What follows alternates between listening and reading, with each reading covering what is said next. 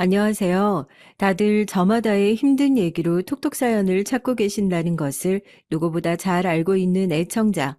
이제 결혼한 지 6년 차 접어드는 30대 여성 구독자입니다.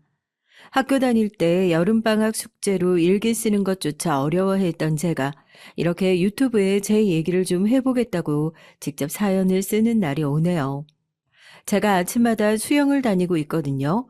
수영을 다닌 지는 조금 됐는데 젊은 애가 벌써부터 별소리를 다 한다 싶으시겠지만 이제 몸이 딱 30대가 되고 나니까 운동을 안 하면 안 되겠다 싶더라고요. 새벽같이 일어나서 수영을 가는데 거기 이제 40대, 50대 언니들이랑 별별 얘기를 다 나누는 것 같아요. 우리 시댁이 어쨌네부터 시작해서 남편이 어쨌네, 서로 누가 더 힘들게 살고 있나 대결이라도 하는 것처럼 그렇게 새벽마다 사우나에서 성토대회가 열리거든요.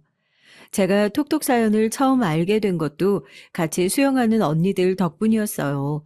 한 언니가 이거 한번 들어보라고, 진짜 세상에 기가 막힌 놈들이 이렇게 많다고, 우리 시댁은 양반이다 양반이야 하면서 소개시켜준 유튜브 채널이었는데 처음에 들었을 때 뒤로 넘어가는 줄 알았다니까요. 세상에 이런 사람이 있다고 하면서요. 그러고 보니까 다들 이 채널을 어떻게 처음 알게 되셨는지 그것도 문득 궁금해지네요. 올라오는 사연들을 보면서 저 혼자 마음속으로 나름대로 순위를 매기기까지 했어요. 이런 미친 시댁을 이길 사연은 없다. 이번 사연이 조금 더 묵직하다. 이랬었는데 이번에 제가 겪은 일이요. 여기 올라와 있는 그 어떤 사연이랑 비교를 해봐도 뒷목 잡고 쓰러질 정도의 기가 막힌 거예요. 같이 수영을 하는 언니들한테 사우나에서 내가 사실 요즘에 이래가지고 운동을 못 나왔다, 이런 일이 있었다고 하니까 무릎을 탁 치면서 너 그거 톡톡 사연에 당장 제보해보라고, 거기 올라가는 어지간한 사연보다 더 기가 찬다고, 나가면 네가 1등이다 1등 하더라고요. 그래서 용기 내어 이렇게 사연을 제보하게 됐습니다. 제가 글을 쓰는 사람은 아니라서 얘기를 전하는 게 많이 서툴다고 할 수 있어도 같은 애청자의 입장에서 예쁘게 봐주셨으면 좋겠어서 이렇게 구구절절 말이 길었네요. 저는 그러면 명언으로 한번 제 얘기를 시작해 볼까 합니다. 제가 대학교 다닐 때 철학을 전공했거든요. 일본의 우찌무라라고 유명한 철학자가 그런 말을 했었어요. 가정은 행복을 저축하는 곳이지 행복을 캐내는 곳이 아니라고요. 얻기 위해서 이루어진 가정은 반드시 무너지게 되어 있고 주기 위해서 이루어진 가정은 반드시 행복하게 되어 있다고요. 아무리 철학을 전공했다지만 오래된 철학가들의 말이 이해나 가겠어요. 그냥 시험에 나오나 보다 그러려니 하고 말았었는데 제가 시집을 가고 주기 위한 가정을 이루어보고 얻기 위해 이루어진 가정들을 만나보니까 아, 그때 이 철학자가 이런 의미로 이 말을 했구나. 그제서야 이해가 되더라니까요. 대학교에서 4년 내내 등록금을 받아가면서 배웠던 지식들이 아무런 필요가 없었어요. 살면서 배우는 게 인생이라는 말에 아주 격하게 공감하고 있는 요즘입니다. 철학이 아주 배고픈 학문이라고 그런 말씀 많이 들어보셨죠? 제가 그런 배고픈 학문을 가장 공부하고 싶은 학문으로 꼽아 대학까지 갈 수 있었던 것에는 저희 아버지의 공이 가장 컸습니다. 대한민국에서 법을 잘 모르는 사람도 다 한 번쯤은 들어보셨을 거예요. 대검 중수부라는 글자요. 한때는 대검 중수부장, 법무부 검찰국장, 서울중앙지검장, 대검 공안부장, 이렇게 네 사람을 대한민국 권력의 중심에 있는 사람이라고 빅4라는 이름으로 부르기도 할 정도로 어마어마한 권력을 가지고 있던 곳이죠. 저희 아버지께서는 30년 가까이 되는 세월을 대한민국 검사로 지내시다가 2013년도에 대검 중수부에 현판을 내리면서 검사직에서 내려오신 분이었습니다. 그때 이제 중수부에 파견되었던 아버지를 포함한 검사들, 수사관들이 다른 부서에 추가적으로 배치될 예정이었지만 이 정도 했으면 오래 했다면서 본인도 이제 쉬어갈 때가 된 것 같다며 자진해서 자리에서 물러나셨죠. 그 뒤에 검찰 조직이 몇 번이나 개편되면서 몸살을 앓았던 것을 생각하면 아버지의 그 선택이 정말 현명한 판단이었구나 다시 한번 느끼게 됩니다. 아버지와 같이 일하셨던 동료분들 역시 아버지가 현직에 계실 때 이루셨던 많은 공적들을 존경하고 자랑스럽게 생각하시는 덕분에 퇴직을 하고 나서도 자문을 구하러 찾아오는 등 자리에서는 내려왔지만 누구보다도 높게 올라가신 그런 현명하신 분이었습니다. 잠깐 아버지 자랑을 좀 하자면요. 우리나라 사람들이 검사에 대해서 가지고 있는 편견들이 좀 있잖아요. 얼마 전에 저희 조카한테 넌 검사라는 직업을 들으면 뭐가 제일 먼저 떠오르냐 물어보니까 뒷돈이래요. 검사들은 뒷돈 받고 판사한테 로비하고 그렇게 이기는 거 아니냐고. 그 얘기를 듣고 조그맣게 못하는 소리가 없다면서 딱밤이라도 한 대 세 개 놓으려고 하니까 저희 아버지가 웃으면서 말리시는 거예요. 그런 조그만 애한테도 그런 평가를 받을 정도면 대한민국 검사들이 정말 잘못 살아왔던 거 아니냐고요. 혼낼 게 아니라 반성해야 한다고요. 어린 시절의 몇몇 기억들을 떠올려 보면 저희 아버지는 다른 검사와는 조금 차별화된 무언가가 분명히 있으셨던 것 같긴 해요. 우승열패란 말이 있잖아요. 아버지 친구분들, 그러니까 다른 검사직에 계시는 분들이 가끔씩 집에 놀러 오시면 저한테 그런 말씀을 많이 하셨어요. 열심히 공부하고 남들보다 더 많이 알아야 한다고요. 세상은 약한 자는 도태되고 강한 자는 살아남는 구조로 설계되어 있는 적자 생존, 우승 열패의 세상이라고요. 술에 취한 다른 검사분들이 조그만 저를 붙들고 그런 얘기를 하면 저희 아버지는 자식 교육은 본인이 알아서 하겠다고 큰 호통을 치시고 이런 소리를 들을 가치도 없다면서 제 귀를 막으셨습니다.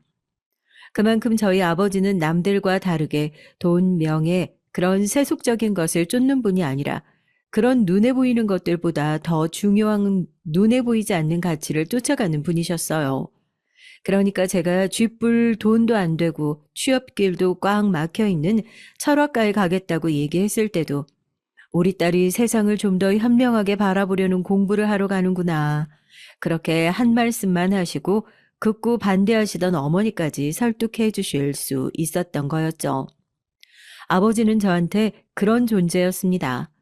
세상에서 제일 존경하는 사람이 누구냐는 질문에 스스럼 없이 아버지라고 대답할 수 있을 정도로 그렇게 저한테는 자랑스러운 분이셨죠. 저에게는 그런 든든한 태상 같은 아버지가 퇴직 후 갑자기 쓰러지셨다는 소식을 듣게 됐을 때 그래서 제 충격은 더 컸어요. 술은 일주일에 한 번 입에 드실까 말까, 담배도 피우지 않으시고 아침 저녁으로 규칙적인 운동을 하시는 분이셨거든요. 얼마 전부터 계속 이유 모를 두통 때문에 잠을 설치시긴 했지만 가족들 모두가 퇴직 이후에 오히려 신경 쓰일 일이 더욱 많아지셔서 그래서 그런가 보다 대수롭지 않게 타이레놀을 좀 드셔보셔라 그런 조언을 했다니까요.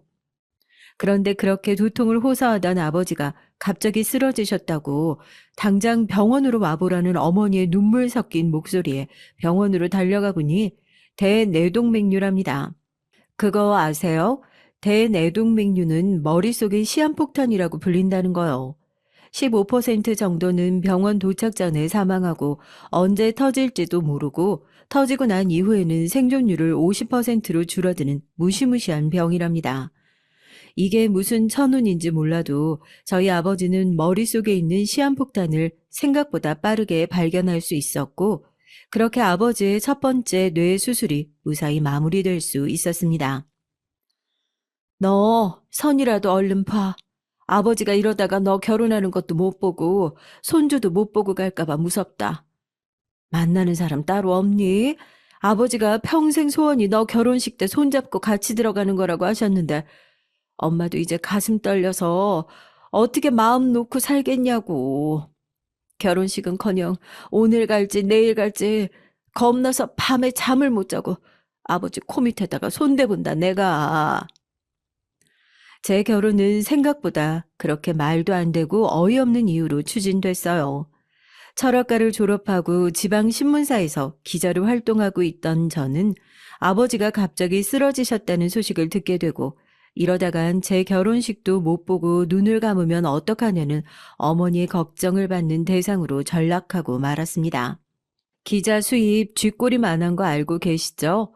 그 벌이로 언제 돈 모아서 언제 집을 사고 언제 시집을 가나. 아무리 계산을 두드려봐도 10년 안에는 어렵겠다. 그렇게 결론을 내놓았던 상태인데 어머니 얘기를 들으니까 저도 덜컥 겁이 나는 거예요. 그 전까지 제가 친구들한테 소개팅이 들어와도 절대 소개팅 안 받는다. 그렇게 딱 잘라서 거절하던 사람이었어요. 그런데 하루아침에 사람이 돌변해서 친구들한테 먼저 연락해서 당장이라도 괜찮은 사람 나타나면 내일 모레든 다음 주 주말이든 시간 비는 날 잡아서 식장 들어갈 테니까 소개만 해달라고요. 이렇게 효심이 깊을 수가 없죠.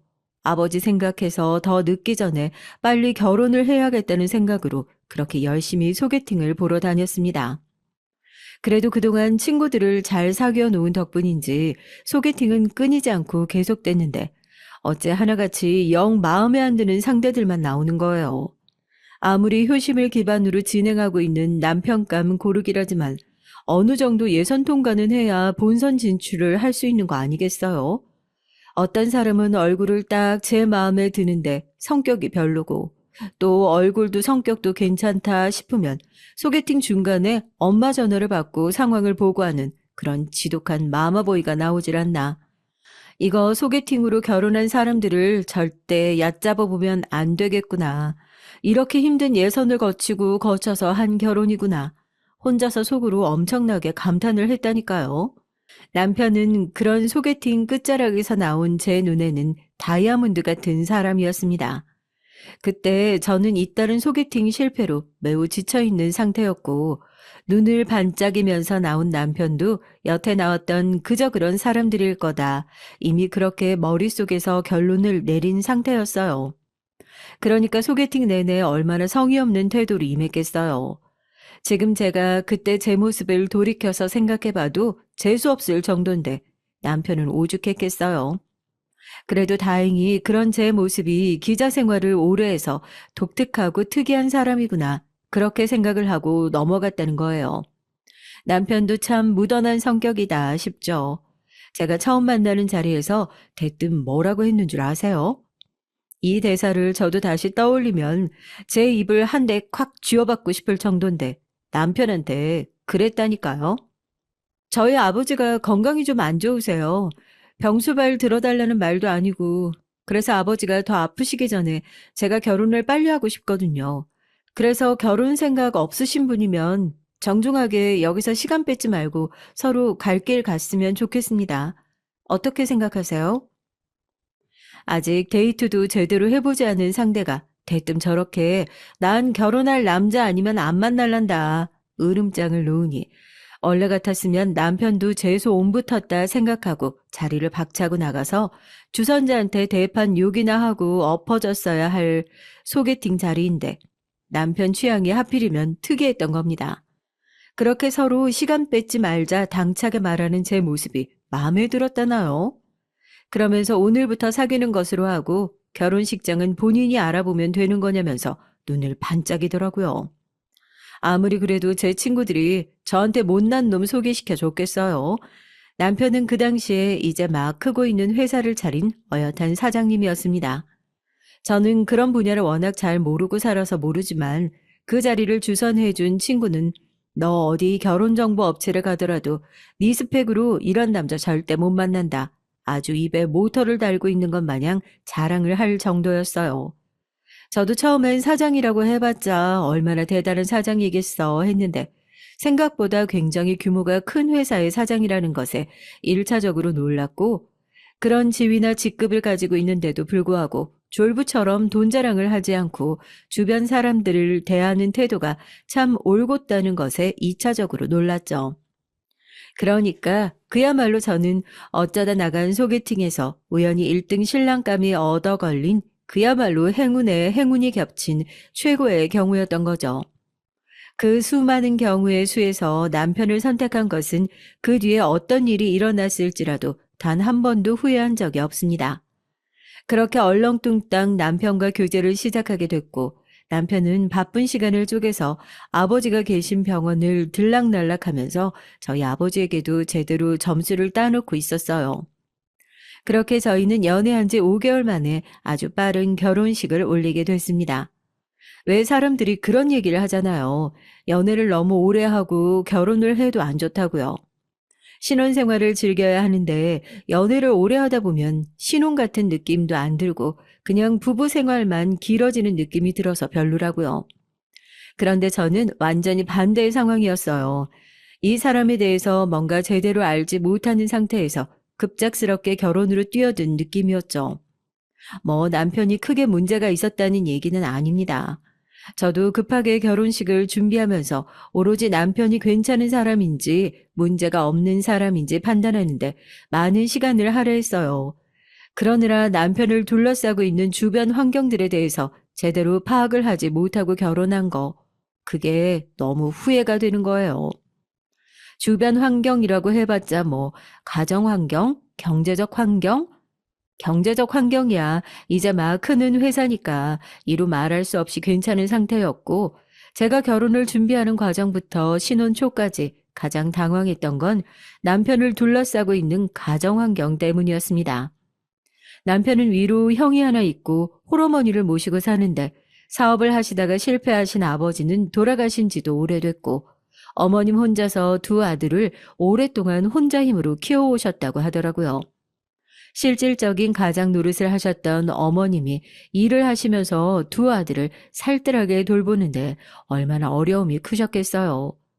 그래서 두 형제는 어머님이 일을 나가시면 아무도 없는 집에서 서로를 의지하면서 그렇게 자라왔다고 합니다. 남편이 사업을 하게 된 이유도 결국 그것 때문이라고 하더라고요.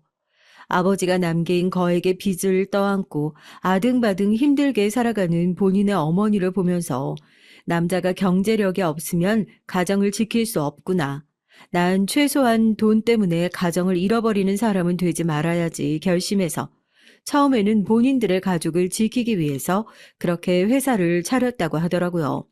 어렸을 때부터 피아노, 발레, 수영, 승마까지 남들이 하는 거, 안 하는 거 가릴 거 없이 제가 하고 싶은 거는 실컷 해보면서 자란 저와 그런 사교육 하나 없이도 번듯하게 자라서 어엿한 회사의 사장님까지 하고 있는 남편을 가끔씩 두고 비교해보면 우리 집은 자식 농사를 잘못 지은 건 아닐까. 괜시리 부모님한테 미안해지는 날이 올 정도로 남편은 그렇게 번듯한 사람이었습니다. 결혼을 하고 나서 보니 안 보이던 것들이 보이기 시작하더라고요. 그렇게 번듯한 저희 남편과 달리 남편의 하나밖에 없는 형. 그러니까 아주버님은 남편을 보고 제가 예상할 수 있었던 평범한 형의 모습은 아니었습니다. 상견례 때도 일이 있어 제대로 얼굴 한 번을 보지 못했는데 결혼식 당일 가족들과 다 같이 모여서 식사를 하는 자리에서 갑자기 이런 말씀을 하신 거예요. 재수 씨 아버지가 검사 출신이라면서요? 대검 중수부 출신이라고 얘기 들었는데. 그러면 뒤로 모아둔 돈이 꽤 되겠어요. 어쩐지 재수 씨 볼 때 그 졸부들이 가질 수 없는 귀티라고 해야 하나? 그런 게 좀 있더라고요. 나중에 백화점 가서 옷이라도 살 때 우리 집사람도 좀 데리고 가주세요.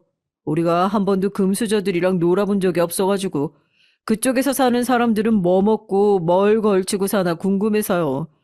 아니, 왜 나쁜 뜻으로 얘기한 건 아니라 그냥 궁금해서 물어본 거예요. 아주버님이 입버릇처럼 하면서 사람을 열받게 하는 화법 중에 하나가 그거거든요. 나쁜 뜻으로 얘기한 건 아닌데, 그 말을 하고 나서 식탁하게 앉아서는 저희의 가족들 분위기가 싸하게 가라앉는 것도 못 느끼는지 한참을 그렇게 더 눈치 없이 나불거리셨고, 결국 보다 못한 저희 남편이 형님 술을 좀 과하게 드신 것 같은데 이만 가보시는 게 좋을 것 같다고 거의 쫓아내다시피 자리에서 아주버님을 끌어내서 상황이 겨우 마무리됐습니다. 아무리 좋은 남편, 현명한 시어머니가 있다고 하더라도 결혼 생활은 정말 다양한 이유로 힘들어지더라고요. 애초에 직장을 두 군데 다닌다 그렇게 생각하면 마음이 좀 편하다고 친구들이 그렇게 얘기를 했는데, 유부녀가 되고 나서야 친구들의 그 뜻을 또 깨닫게 됐습니다. 여튼 그런 아주버님이 식구로 있더라도 볼 날이 얼마나 된다고. 그냥 못난 놈 보이면 눈 감고 살면 그만이겠지만 그게 또 마음처럼 쉽게 되지 않았어요. 신경을 안 쓰려고 해도 아주버님과 형님은 너무 가까운 곳에 있었거든요. 늘 욕심이 많던 아주버님은 이런저런 사업을 수박 겉핥기 식으로 다 건드려 보고는 결국 마지막 사업을 대차게 말아먹으시고 저희 남편한테 SOS를 청했습니다. 아주버님 하나 믿고 직장까지 관두고 일을 같이 하던 형수님은 무슨 덤처럼 따라오게 됐죠. 전 아무리 가족이라도 동업을 그렇게 쉽게 결정하면 안 된다 남편을 설득했어요. 내가 회사를 형님이랑 나눠 갖겠다는 것도 아니고 지금 당장 오갈 데가 없으니까 잠깐 일이라도 할 수 있게 자리 하나 내주자는 건데 설마 무슨 큰일이 있게 하겠어? 아무런 이유도 없이 그냥 아주버님이랑 형님이 한 회사에서 일하는 게 싫어서 그렇게 꺼렸다고 하면 제가 정말 이상한 사람이지만 제가 그렇게 두 사람이 회사에 들어오는 걸 반대한 데는 그만한 이유가 있지 않겠어요? 남편이 없을 때마다 남편 혼자 힘으로 만들어 놓은 회사를 툭 하면 본인이 도와서 한 것 마냥 얘기를 하는 아주버님을 볼 때마다 정말로 회사의 자리까지 만들어주면 남편 이름 팔아 큰일을 낼 것 같다는 생각이 들어서였죠. 제가 기자잖아요. 다른 건 몰라도 소식 하나만큼은 제일 빠른 사람 중 하나고, 특히 지역에 있는 기업과 관련된 내용이라면 선배나 후배 기자들을 통해서도 듣게 되다 보니까 어쩔 땐 듣고 싶지 않아도 알 수밖에 없는 그런 얘기들이 있거든요. 결혼하기 전에는 입 싹 닫고 있던 선배들이 제가 결혼하고 나니까 그 얘기를 하는 거예요. 자기는 남편 말고 남편 형 조심해야 할 것 같다고요. 저 역시도 아주버님을 탐탁지 않게 생각하고 있었던 터라서 선배를 붙잡고 그게 무슨 소리냐고, 뭐 제가 모르고 사고라도 친 게 있으시냐 캐물었죠. 그 집 유명하잖아. 그 형이 마이너스의 손이라고 손만 댔다 하면 말아먹는 걸로 유명했대. 사실 그 회사 투자받는 규모가 꽤 컸었는데 중간에 형이 사고 쳐서 날아간 돈들이 좀 있다고 하더라고. 아직 상장도 못한 회사인데 그렇게 돈 때문에 사고 났다는 얘기 돌리면 내가 투자자라도 손 떼지. 그래서 이전에 한 회사 있다가 쫓겨났다고. 난 그렇게 들었는데. 남편한테도 못 들었던 얘기였죠. 아주버님이랑 형수님이 원래 회사에 있다가 회사 돈 관련해서 크게 사고를 치고 쫓겨났다고요. 그럼 남편은 저한테 그런 과거 얘기도 밝히지 않고 그런 시한폭탄 같은 형님을 다시 본인의 회사에 들이겠다 얘기하고 있는 거 아니에요. 물론 남편한테 자초지종을 확인하는 게 먼저겠지만 만약 선배의 말이 사실이라면 그냥 쉽게 넘어갈 문제가 아니라는 생각이 들었습니다. 쓸데없는 데서 기자정신 발휘해서 남편과 아주버님, 형수님이 있었던 과거 회사에 대해서 철저하게 조사를 해봤죠. 정말 가관이더라고요. 그냥 투자금을 중간에서 횡령한 정도의 수준이면 그래도 당시에 많이 어렵게 살았던 아주버님이 순간적으로 큰돈을 보고 욕심이 나서 그럴 수도 있겠지 생각하고 말았을 텐데 막상 사건을 까놓고 보니까 아주버님이 그동안 대표 행세를 하고 돌아다녔다는 겁니다. 심지어 제 주변에 남편 회사 명함인데 대표라는 직함 아래 아주버님의 이름이 버젓이 쓰여 있는 명함을 받았다는 사람도 있더라고요.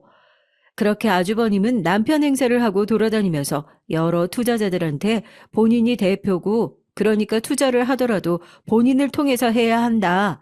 이런 식으로 사람들을 속여가면서 중간에서 투자금을 가로챘던 겁니다. 만약 제 형제가 그랬다고 한다면 전 인연을 끊어도 모자랄 것 같은데 남편은 대체 무슨 생각이었는지 그런 형님을 용서하고 그냥 회사에서 자리를 뺏는 정도로만 해결을 했다는 사실에 제일 믿기지 않았어요. 그런 형님을 대체 무슨 생각으로 다시 불러오려고 하는 건지도 말입니다. 집에 가자마자 퇴근을 한 남편을 붙잡고 아주버님의 이름이 쓰여있는 명함을 내밀었어요. 남편은 걸릴 게 걸렸구나 하는 표정으로 한숨을 푹 쉬면서 저를 쳐다보면서 얘기를 꺼내더라고요. 이미 다 알고 물어본 거지? 맞아. 당신 입장에서 진짜 기분 나쁠 수도 있다는 거 알아. 그래도 내가 형님 아무 생각 없이 다시 회사로 불러들이려고 하는 건 아니야. 이 회사 처음 창립할 때부터 형님이 자기 돈 넣어가면서 투자했고, 나한테 어떻게 보면 창립 멤버나 다름없는 사람이거든.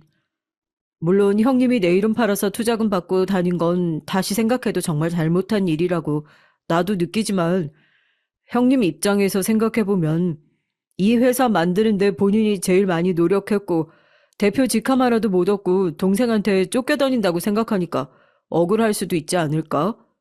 이번엔 정말 그럴 일 없을 거라고 했어. 우리 형 한 번만 믿어주자.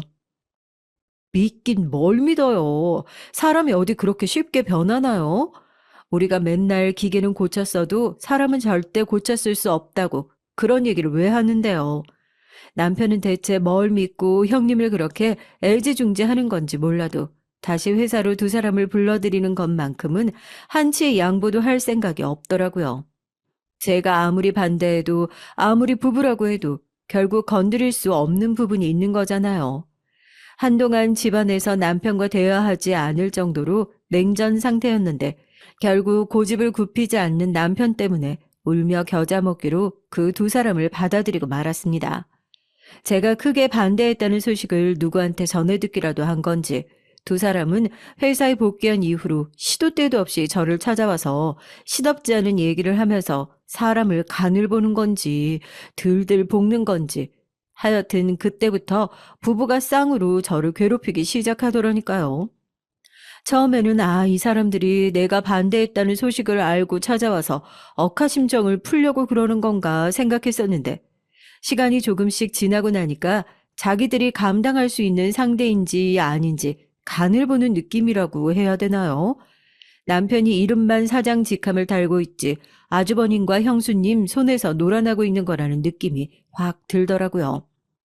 그날은 제가 취재가 없는 날이라 남편 회사에서 간식을 들고 찾아가서 고생하시는 직원분들 격려도 할 겸 남편 퇴근 시간에 맞춰서 같이 퇴근도 할 겸 그렇게 도넛을 몇 상자 들고 남편 회사로 찾아가게 됐습니다.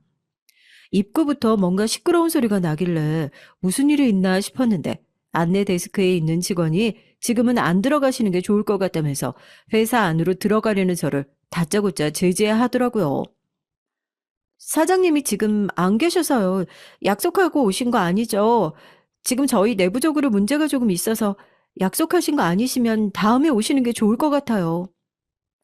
아무리 그래도 제가 회사에서 직급을 가지고 있는 사람도 아니고 기껏해야 사장 와이프 정도밖에 안 되는데 이래라 저래라 할 수 있는 위치도 아니고 그래서도 안 되는 거잖아요. 알겠다고 이것만 금방 자리에 올려두고 나오겠다고 하는데 직원이 여전히 난처한 얼굴이더라고요. 그런데 안에서 들려오는 큰 목소리를 자세히 들어보니까 어디서 많이 들어본 것 같은 소리인 거예요. 어떻게 들어도 저희 형님 목소리로 직원을 혼내고 있는 것 같은 느낌이더라고요. 야, 너는 내가 누군 줄 알고 지금 이렇게 싸가지 없게 굴어? 니네 월급 주는 대표가 우리 남편 동생이야. 내가 여기 앉아서 계산기나 두드리고 있으니까 너네랑 똑같은 사람 같아 보이고 아주 만만해? 너 지금 뭐라고 그랬어? 그건 제 일이 아닌데요. 네 일이 뭔데 그럼? 상사가 말씀하시면 네 알겠습니다 하는 게 부하 직원이 하는 일 아니야? 나한테 그건 내 일 아니다 따박따박 말대꾸하고 있는 게 그게 네가 하는 일이야? 그래? 너 내가 여기서 네 뺨 안 날린 걸 다행으로 생각해. 니네도 똑똑히 봐둬 알겠어?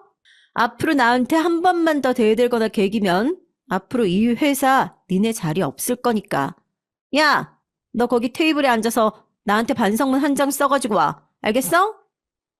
이제 막 회사에 들어온 것으로 보이는 어린 직원을 앞에 세워두고는 바깥까지 소리가 다 들릴 정도로 서류 뭉치로 책상을 쾅쾅 두드려가면서 소리를 지르는데 이게 무슨 일인가 싶었죠.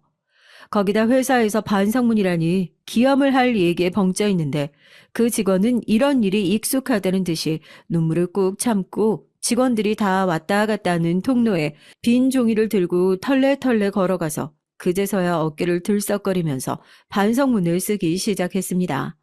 그 광경을 보고 한숨을 쉬면서 고개를 젓고 지나다니는 직원 한 명을 붙잡고 사무실 밖으로 데리고 나와 자초지종을 물었어요. 대체 어떻게 된 일이냐고요. 사모님 아니세요? 아무리 그래도 가족분인데 사모님한테 이런 말씀 드려도 될지 모르겠는데. 저희 진짜 저 두 분 다시 회사로 들어오고 나서 정말 죽을 맛이에요. 사장님한테 말씀드려도 시정하겠다. 저 두 사람 그러지 못하게 본인이 제대로 주의 주겠다 하시는데 그것도 말뿐인 건지 며칠 지나면 또 전 난리라니까요. 저희 회사 일 때문에 동의서 작성해야 하는 일이 있는데 들어온 지 얼마 안 된 막내가 저 사람 성격 모르고 FM대로 해가지고 그때부터 사람 하나 콕 집어넣고 괴롭히는데 저희도 괜히 도와줬다가 불똥 튈까봐 말도 못하겠고 미치겠어요. 저러다가 사람 하나 잡아야 끝날 것 같다니까요. 얘기를 들어보니까 기가 막혔어요. 아주버님이랑 형수님이 회사에 들어오고 난 이후로 며칠 동안은 사람들 눈을 의식하는지 잠잠했다고 하더라고요. 그런데 시간이 지나자 본색이 드러나기 시작했다고. 아직 나이도 어린 막내를 저렇게 갈구는 이유가 자기를 못 알아봐서랍니다. 회사에서 이번에 바뀐 서식이 있어서 개인정보 동의서를 한 장씩 작성해야 되는데 형님께서는 내가 누군지 회사에서 모르는 사람도 있냐, 네가 대신 작성해라 하시고 막내는 아무리 그래도 개인정보 적는 란인데 나중에 어떻게 될지 모르니까 직접 작성하셔라. 그런 말도 안 되는 이유로 싸웠다는 겁니다. 그 와중에 막내가 다 똑같은 직원인데 왜 본인만 작성을 안 하시겠냐는 거냐. 그 얘기에 형님은 제대로 빈정이 상한 거고요. 내가 너랑 같은 직원인 줄 아냐? 내가 누군지나 알고 지금 나한테 이렇게 싸가지 없게 대하는 거냐? 사무실에서 직원들이 다 보는데도 아랑곳하지 않고 막내에게 폭언을 쏟아부었답니다. 그리고 나서 제 남편, 그러니까 사장이 자리만 비우면 저렇게 말도 안 되는 일을 가지고 꼬투리를 잡으면서 직원들이 다 왔다 갔다 하는 휴게 공간에 반성문을 쓰라고 시키고 이제 막 회사 취업해서 관두지도 못하고 하루하루 버티고 있는 막내는 저렇게 울면서 반성문을 쓰고 있는 거라고요. 요즘 이런 일이 있으면 갑질로 신고해도 시원찮을 마당인데 그런 갑질을 저희 가족이 하는 회사에서 또 다른 가족이 행하고 있다는 얘기를 들으니까 저도 화가 치밀더라고요. 제가 다른 건 몰라도 아버지 닮아서 정의감 하나는 투철한 사람이거든요. 그 얘기를 듣자마자 직원 휴게실에서 아직도 울면서 반성문을 쓰고 있는 막내 앞으로 다가가서 쓰고 있는 반성문을 낚아챘고 그 자리에서 북북 찢어버렸습니다. 종이가 찢겨지는 소리에 직원들은 놀란 눈으로 이쪽 테이블을 바라보고 그 가운데에는 당황스러운 표정을 하고 있는 형님도 있었어요. 저는 울던 직원 앞에 잘게 찢은 종이를 내려놓고 한마디 했죠. 명함 받아요. 내가 다른 건 몰라도 부당해고 직장 내 괴롭힘 이런 기사는 기가 막히게 써서 이 근처에서 나 때문에 물먹은 사장님만 한두 명이 아니거든요. 남편 회사라서 봐주고 그런 거 없으니까 이렇게 괴롭힘 당한 거 공론화 시키고 싶으면 거기 명함에 있는 번호로 연락하고 변호사 필요해도 연락해요. 우리 아빠가 검사거든요. 내가 또 법조계 쪽으로 인맥이 빵빵한 편이라서. 주연 씨? 주연 씨 맞죠? 부모님이 주연 씨 회사에서 월급 받으면서 이런 취급이나 당하라고 곱게 키운 거 아니잖아요. 앞으로 이런 일 있으면 참지 말고 들이받아요. 주연 씨 말대로 저 사람이나 주연 씨나 똑같은 여기 회사 직원이니까. 알겠어요? 제 명함을 받아들고 서럽게 우는 막내 직원에게 사장님한테는 내가 말할 테니까 오늘은 일찍 들어가 보라고 그렇게 다독이면서 퇴근을 시켰습니다. 그리고 직원들 있는 앞에서 쪽팔리게 할 수 없으니 형님에게 잠깐 탕비실에서 조용히 얘기하자 그렇게 따로 불러냈죠. 동서, 뭔가 오해가 있는 것 같은데 동서는 여기 회사 직원도 아니잖아? 회사 굴러가는 사정도 잘 모르면서 무작정 그렇게 막내 편만 들고 그러면 회사에서 내 이미지가 되게 이상해진다? 내가 어디 나만 생각해서 그래? 아니, 서방님이 이 회사 사장이잖아. 서방님 이미지 챙기자고 그러는 거지. 요즘 애들이 그렇게 위아래 구분도 못하고 날뛰니까 나는 회사에서 서열이 이렇게 생겼다. 좀 확실하게 알려주려고. 회사에서 서열이 어떤데요? 형님 말씀만 들어보고 형님 하시는 행동만 보면 저희 남편이 사장님이 아니라 아주버님이 사장님인 사람처럼 행동하시는 것 같은데 아직도 그렇게 가짜 명함 파서 사장 행세하고 다니시는 버릇 못 고치신 거예요? 형님, 저희 남편 이미지 챙겨주시려고 하셨던 거면 직원들한테 최소한 막말은 하지 마셨어야죠. 제가 그 자리에서 반성문 안 찍고 형님한테 지금 한 소리 안 하고 있으면 직원들이 뭐라고 생각하는 줄 아세요? 제 남편은 사장 자리에 앉아 있으면서 자기 형한테 찍소리도 못하는 등신이고 그런 등신 허수아비처럼 앞세워서 회사에서 본인이 하고 싶은 대로 다 하고 사는 사람들이라고. 사람들이 아주버님이랑 형님 욕하는 거예요. 오히려 제가 두 분 이미지 챙겨드렸으니까 저한테 고마워하셔야죠. 제가 앞뒤 안 가리고 쏘아붙이기 시작하자 형님 얼굴이 눈에 띄게 일그러지더라고요. 너무 쏙쏙 옳은 말만 골라서 하니까 기분이 나빴을 수도 있겠네요. 형님 논리대로 따지면 이 회사에서 형님보다 서열 높은 건 사장 와이프인 저 아니에요? 그럼 저도 이대로 아주버님이랑 형님이랑 회사에서 사장 행세하고 있는 건 못 참겠다. 이제 간도라 하시면 짐 싸서 나가시겠네요? 아니요. 예시로 든 얘기가 아니에요. 지금 그러라고 말씀드리려고 탕비실 들어온 거거든요. 제가 그동안 두 분 어떻게 해왔는지 쭉 다 파봤거든요. 알고 계시죠? 저희 아버님 검사 출신이신 거. 결혼식 날 중수부 출신이면 연줄도 많고 뒷돈도 많이 받은 거 아니냐. 저한테 그렇게 비꼬셨잖아요. 조용히 짐 싸서 안 나가시면 검사 인맥이 어떻게 생겼는지 제대로 한번 보여드리려고요. 두 분 이전에 회사 계실 때부터 따로 해먹으신 게 엄청나게 많으신 것 같은데 저희 남편은 가족이라고 감싸줄지 몰라도 저는 두 분 감싸줘야 할 이유가 전혀 없거든요. 그제서야 저희 형님은 동서가 뭘 오해해도 단단히 오해한 것 같다면서 횡설수설 변명을 늘어놓더라고요. 본인이랑 아주버님은 회사에서 뭐 해먹은 적도 전혀 없고 지금도 뭐 해먹을 생각으로 들어온 거 절대 아닌데 동서가 그렇게 불편하면 우리도 동서 마음 불편하게 하면서 회사에 붙어 있을 생각 없다. 그렇게 말씀하시는 거예요. 말만 들어보면 아주 제 생각을 끔찍하게 해서 스스로 짐 싸서 나가는 것 마냥 얘기하시잖아요. 그런데 전 그것도 다 연기라는 사실을 알고 있었죠. 진짜 제가 한번 마음먹고 털기 시작하면 여태까지 자기들이 해왔던 악행이 끝도 없이 털릴 수 있다는 사실을 누구보다 잘 아니까요. 그리고 저한테 딱 한 달만 말미를 달라 뭐 월급 받은 거 정리도 해야 하고 짐 정리도 해야 하고 인수인계도 해야 해서 당장 내일은 짐 못 뺀다고 아주버님한테는 본인이 얘기할 테니까 한 달만 여유를 주면 정리하고 회사를 떠나겠다. 그렇게 약속을 하셨습니다. 그 약속이 과연 지켜졌을까요? 어림도 없죠. 밖에서 거래처를 만나고 돌아온 남편은 오늘 회사에서 있었던 소란을 직원한테 들었다면서 대체 무슨 일이냐고 저에게 묻더라고요. 저는 그런 남편에게 도리어 크게 화를 냈습니다. 사장이란 사람이 대체 회사 안에서 무슨 일이 일어나는지도 모르고 그렇게 한가하게 거래처 직원이나 만나고 돌아다니냐고요. 남편도 제 말에 꿀먹은 벙어리가 되더라고요. 자기가 무슨 할 말이 있겠어요. 손 놓고 기다려도 당신이 당신 스스로 가족들 끌어내는 꼴은 절대 못 볼 것 같아서 내가 대신 용기 내준 거다. 감사한 줄 알아라 얘기하니까 형님이랑 형수님이 정말 수긍하신 게 맞냐고 몇 번이나 되물어보더라고요. 한 달만 시간을 좀 달라고 하더라고. 인수인계 할 시간이 필요하다고. 또 인수인계 한답시고 회사에서 뭐 빼갈지 모르니까 당신이 잘 좀 감시해.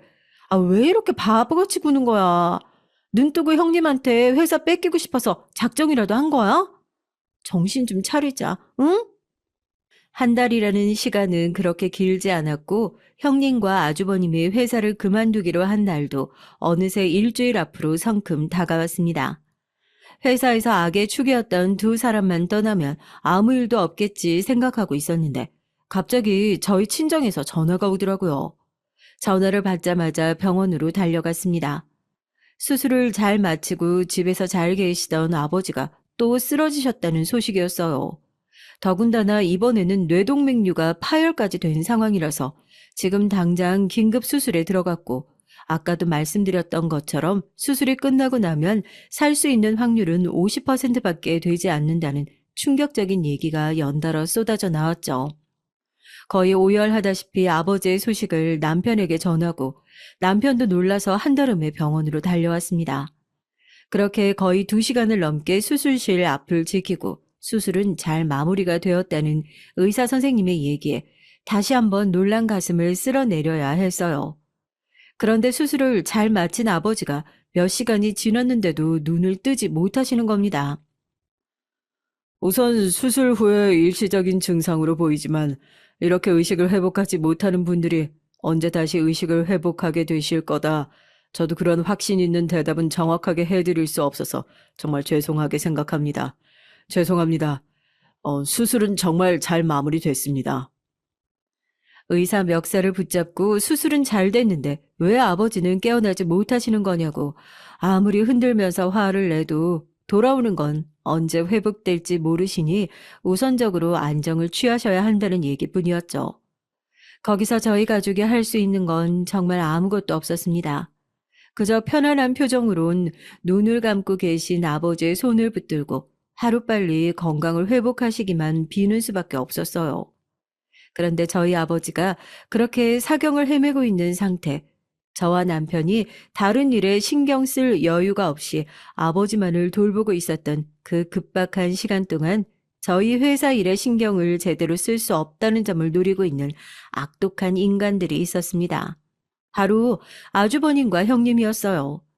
회사가 끝나고 나면 늘 아버지 곁에 붙어서 젖은 수건으로 아버지의 팔이며 손을 닦아주던 남편이 어느 순간부터 불안한 얼굴로 자다가도 병실 밖으로 나가서 누군가와 통화를 하는 걸 듣게 됐어요. 대체 무슨 일이 있는 거냐고 며칠 사이에 눈에 띄게 수척해진 남편을 붙들고 회사에 대체 무슨 일이 일어나고 있는 거냐고 추궁을 했죠.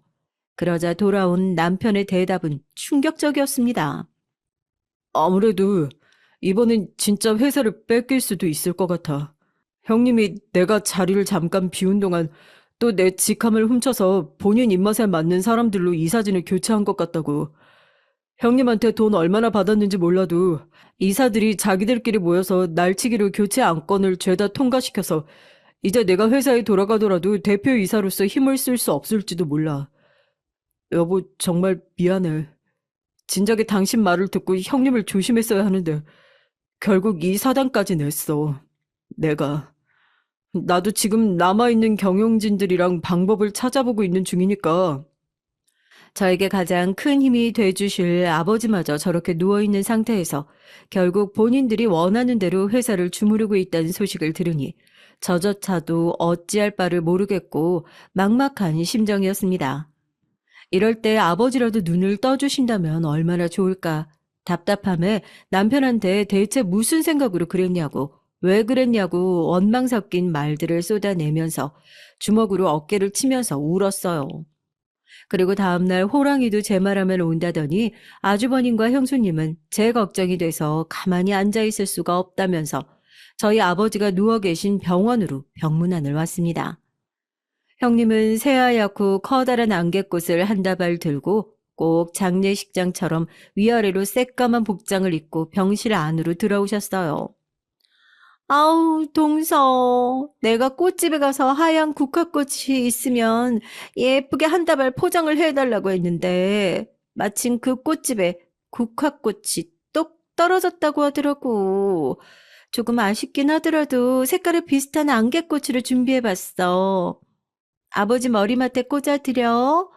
딱 보니까 오늘 내일 하시는 것 같은데 우리도 장례식 당일에는 바빠서 시간 없을까 봐 미리 이렇게 갇혀 입고 온 거야.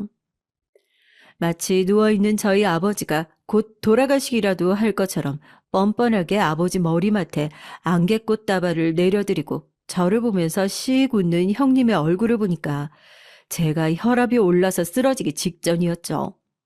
형님은 그동안 회사에서 저한테 당한 게 많이도 분하셨던 모양인지 화가 나서 새하얗게 질린 저를 내려다보면서 계속해서 말을 이어갔습니다. 이젠 네 빽이라고 하나 있는 아버지도 곧 사라지겠네? 그 얘기가 무슨 말인 줄 알아? 동서, 너 이제 뒤졌다는 거야. 알아들어? 순간 팔을 번쩍 들어 제 얼굴 쪽을 향하는 것을 보고 눈을 꼭 감았는데 불호령 같은 아버지의 목소리에 병실에 있는 사람들이 쩍 하고 얼어붙었습니다. 저도 믿기지 않아 침대를 다시 쳐다봤는데 방금까지만 해도 눈을 감고 있던 아버지가 꼿꼿하게 침대에 앉아 화를 내고 계신 거 아니겠어요? 지금 이게 뭐 어떠라는 짓이야? 어디 감히 귀한 내 딸한테 손을 올려? 그 손 당장 안 치워? 이 더러운 것들아? 전 눈을 뜨신 아버지를 보고 너무 놀라고 감격스러워서 아버지 품에 매달려 정말 다행이라며 눈물을 흘렸고 저희 아버지가 다 죽었다고 생각했던 아주버님과 형수님은 입만 쩍 벌리고 어찌할 줄을 몰라서 자기들끼리 눈을 굴리면서 눈치를 보더라고요. 이딴 인간들이 가족이라고 믿고 살아온 제가 등신입니다. 아버님, 제 회사 지키고 제 가족 지킬 수 있게 한 번만 도와주세요. 부탁드리겠습니다. 저희 가족이 저지른 잘못, 저희 가족이 책임지고 죄값 치를 수 있게 아버님 힘이 간절히 필요합니다. 아주버님 특유의 그 손을 흔들면서 자기가 나쁜 의도로 그렇게 말한 게 아니다. 이 사람이 혼자 실수한 거다. 본인이라도 살아보려고 아등바등 끝까지 거짓말을 하는 모습을 보니 진짜 치가 떨리더라고요. 남편도 이제야 정신을 차렸는지 더 이상 듣기 싫다면서 제발 내 인생에서 꺼지어 달라고 형님의 멱살을 잡고 병실 밖으로 내동댕이 쳤습니다. 아버지는 제가 맞기 직전에 저한테 소리 지르는 소리가 크게 들리더니 자기도 모르게 내 딸을 구해야 된다는 생각에 눈이 떠졌다고 하시면서 몸이 다 낫지도 않은 상태에서 남편에게 아버지가 누워있는 동안 무슨 일이 있었던 건지 상세하게 따져 물으셨습니다. 저희 남편도 아버지 앞에서 무릎을 꿇고 본인이 모자라고 잘못된 선택을 하는 바람에 저를 고생시키게 됐다고 죄송하다며 여태까지 있었던 일들을 가감없이 얘기했죠. 제가 알고 있는 얘기도 있었고 제가 모르고 있는 두 사람의 악행도 있었고 분명한 건 용서할 만한 수준이 아니었다는 겁니다. 아버지는 깊은 한숨을 쉬시고는 이제 뒷일은 법의 심판에 맡기자면서 전화기를 찾으셨습니다. 날쌔, 내가 자네한테 집안일로 부탁을 했던 적이 단 한 번도 없었던 것 같은데 자네 칼 대신 빼서 좀 휘둘러보자 전화한 게 아니라 오래된 친구로서 부탁 하나만 하려고 전화했네. 이번에 제대로 털어줘야 할 기업이 있는데 우리 사위놈 기업이야. 사위놈은 다치지 않고 그 안에 있는 썩어 있는 가지들만 좀 쳐낼 수 있게 자네가 제대로 그림 한번 그려봐 줄 수 있겠나? 전화는 한 통으로 끝나지 않았어요.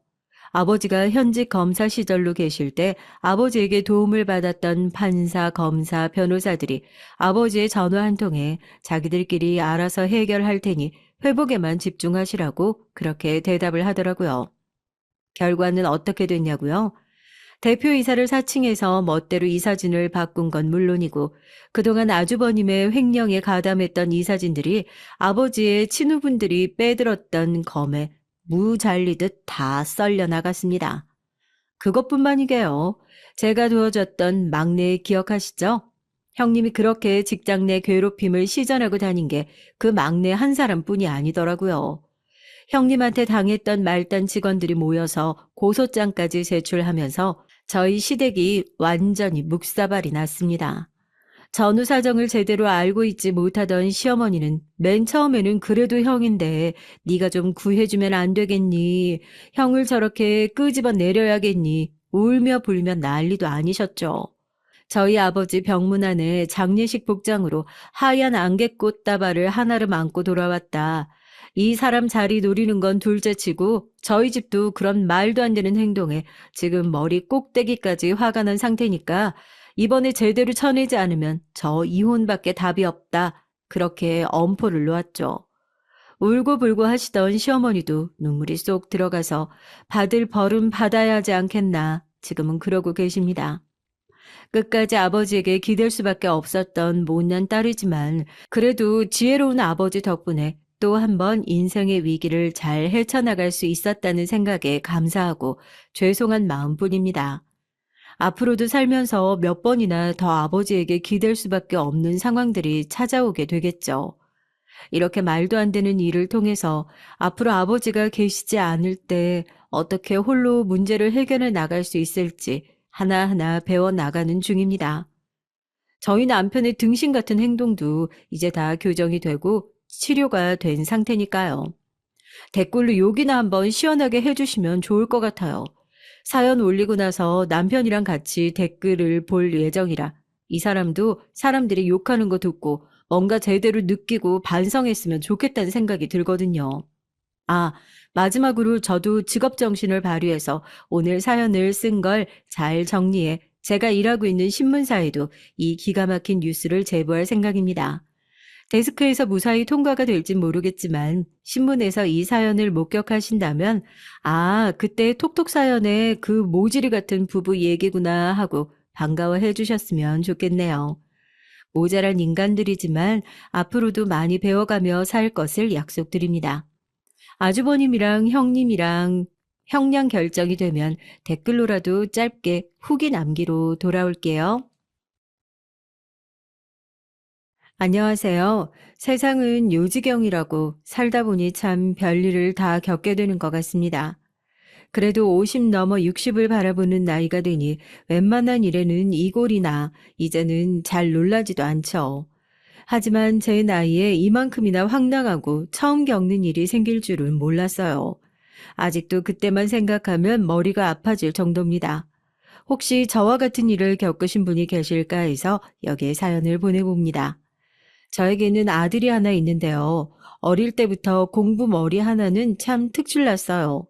다른 집에서 자식들 학원들 서너 개씩 보낼 때 우리 아들은 학원 한 곳만 보내도 스스로 열심히 해 전교권에 들어갔죠.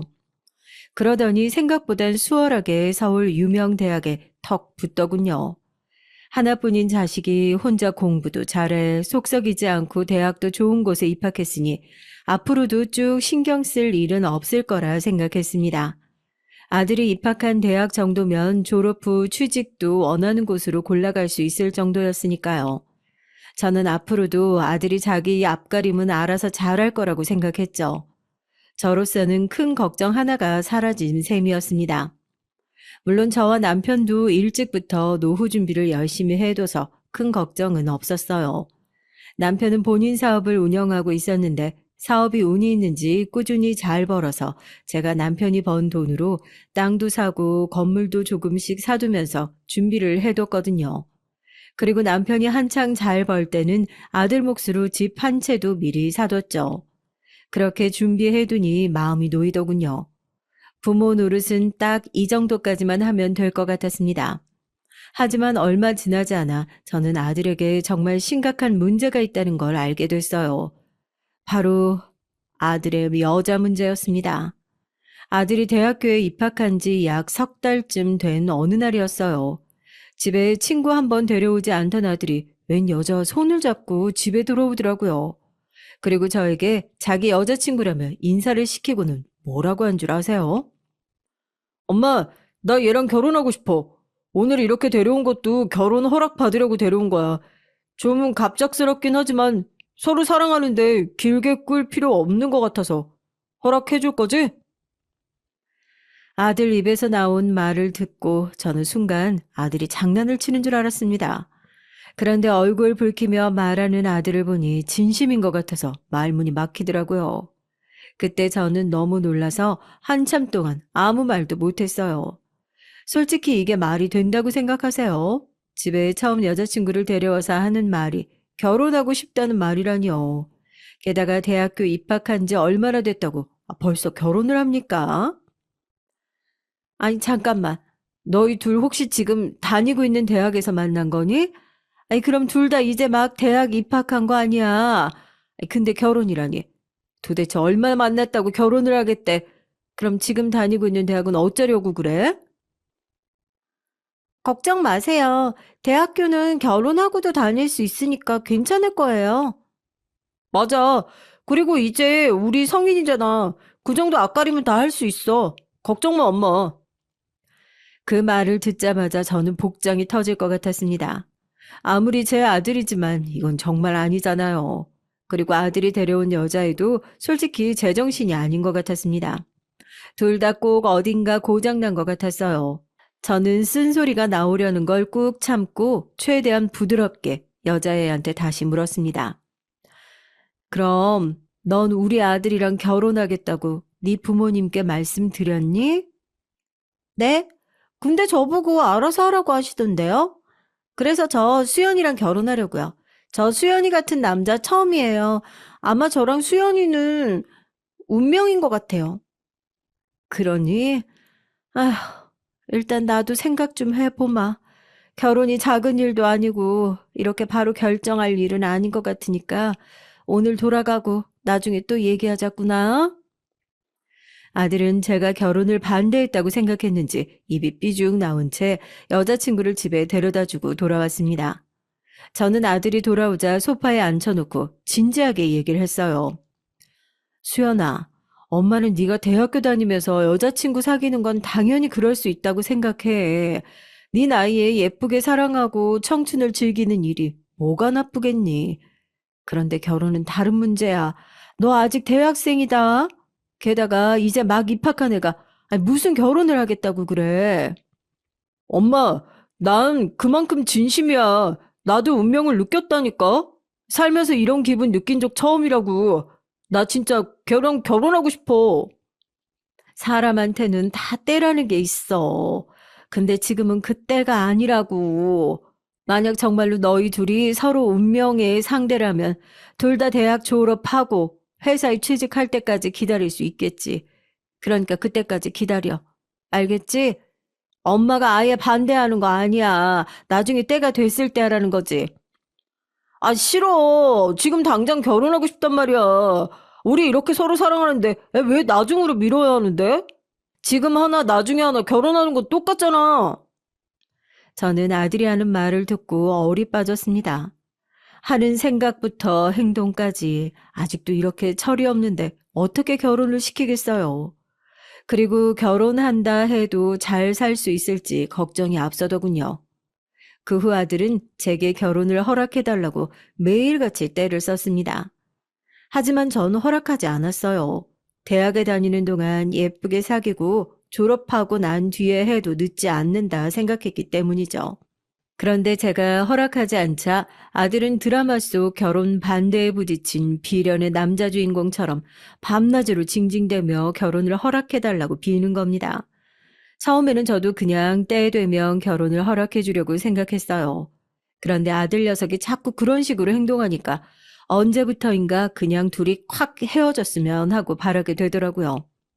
그런데 빨리 붙은 불은 빨리 꺼진다고 얼마 지나지 않아 둘이 알아서 헤어졌지 뭐예요.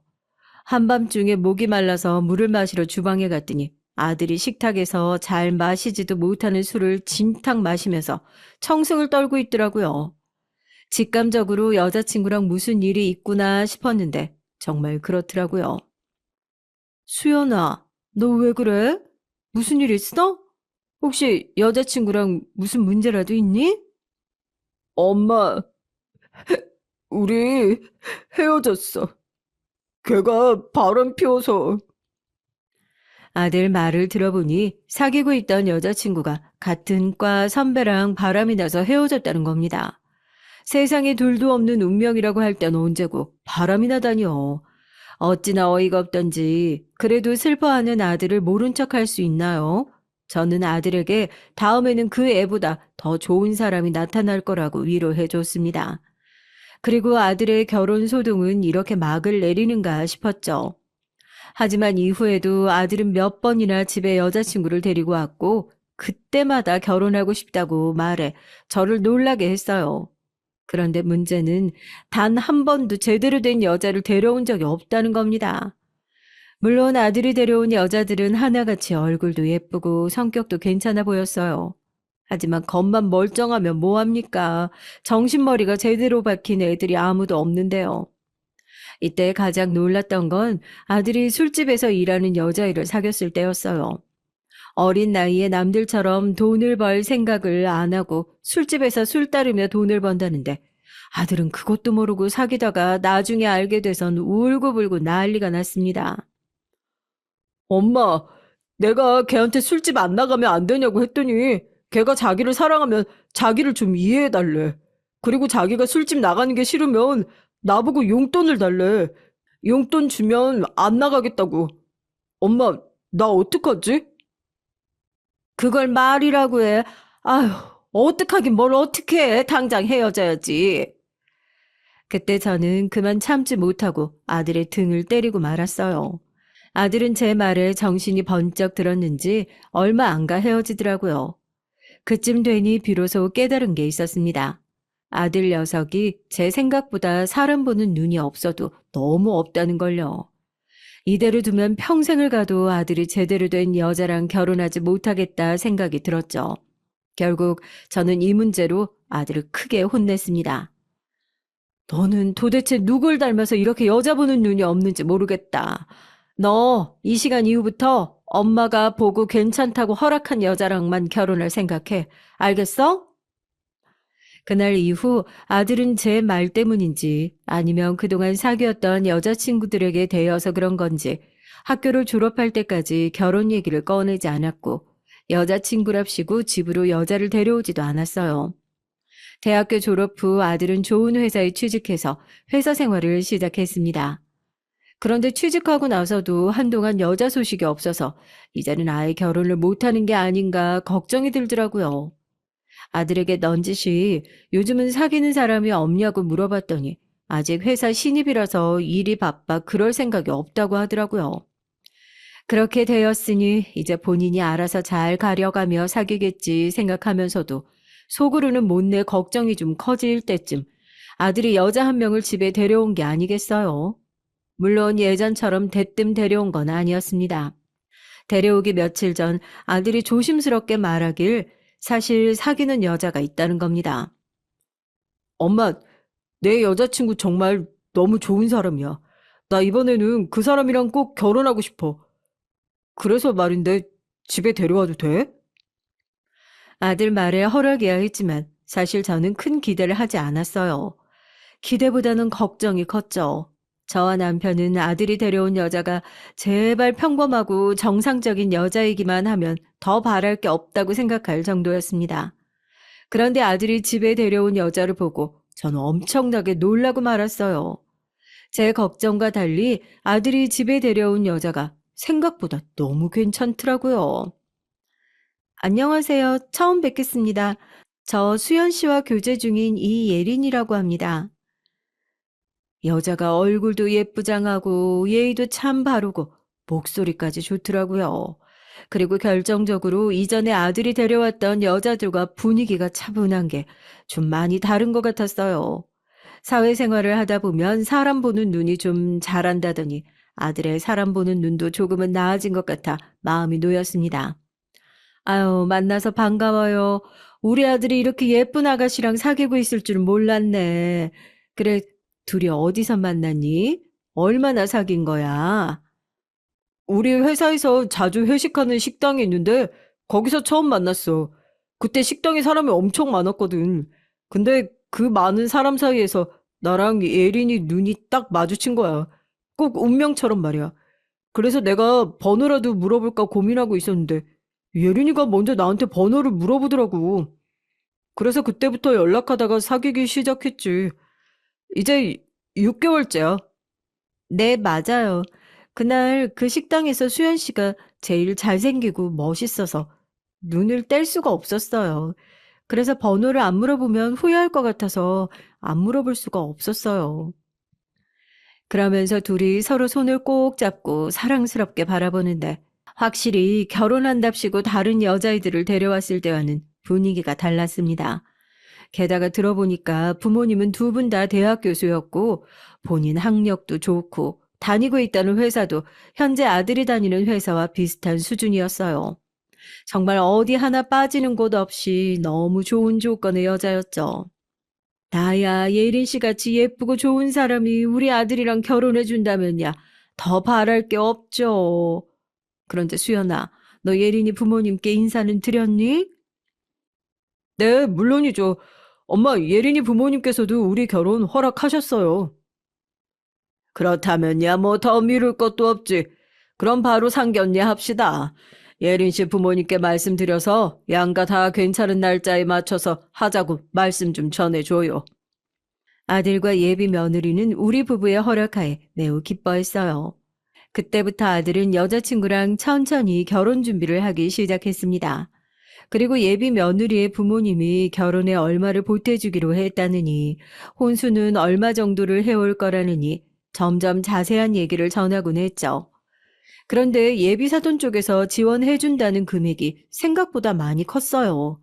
모르긴 몰라도 예비 사돈이 둘 다 교수라더니 돈을 아주 잘 버는 모양이었습니다. 그래서 저희 쪽도 그에 맞춰서 준비를 단단히 해놓고 상견례의 날짜가 정해지기만 기다리고 있었죠. 근데 아들과 예비 며느리 사이에서 혼수며 예단이며 결혼 얘기가 오고 가긴 하는데 부모끼리 서로 만나자는 얘기는 영 안 나오더라고요. 아예 상견례를 할 생각이 없는 것처럼 보일 정도였습니다. 솔직히 뭔가 이상했어요. 사실 우리 아들이 성에 안 차서 연락이 없나 아니면 사업하는 집안이라 마음에 안 들어서 팩 놓는 건가 정말 별의별 생각이 다 들더라고요. 결국 저는 더 기다리지 못하고 아들에게 물어봤습니다. 아니 근데 수연아, 도대체 상견례는 언제쯤 할 수 있다니? 아 이게 지금 몇 달째야. 상견례 말 나오고 지금 한 달이 넘었어. 아니 예비 사돈 댁에 혹시 무슨 일이라도 있는 건 아니지? 아, 그게 엄마도 알다시피 예린이 부모님께서 교수시잖아. 근데 두 분 다 너무 바쁘셔서 시간 맞추기가 어려우시다네. 거의 쉴 틈이 없으신가 봐.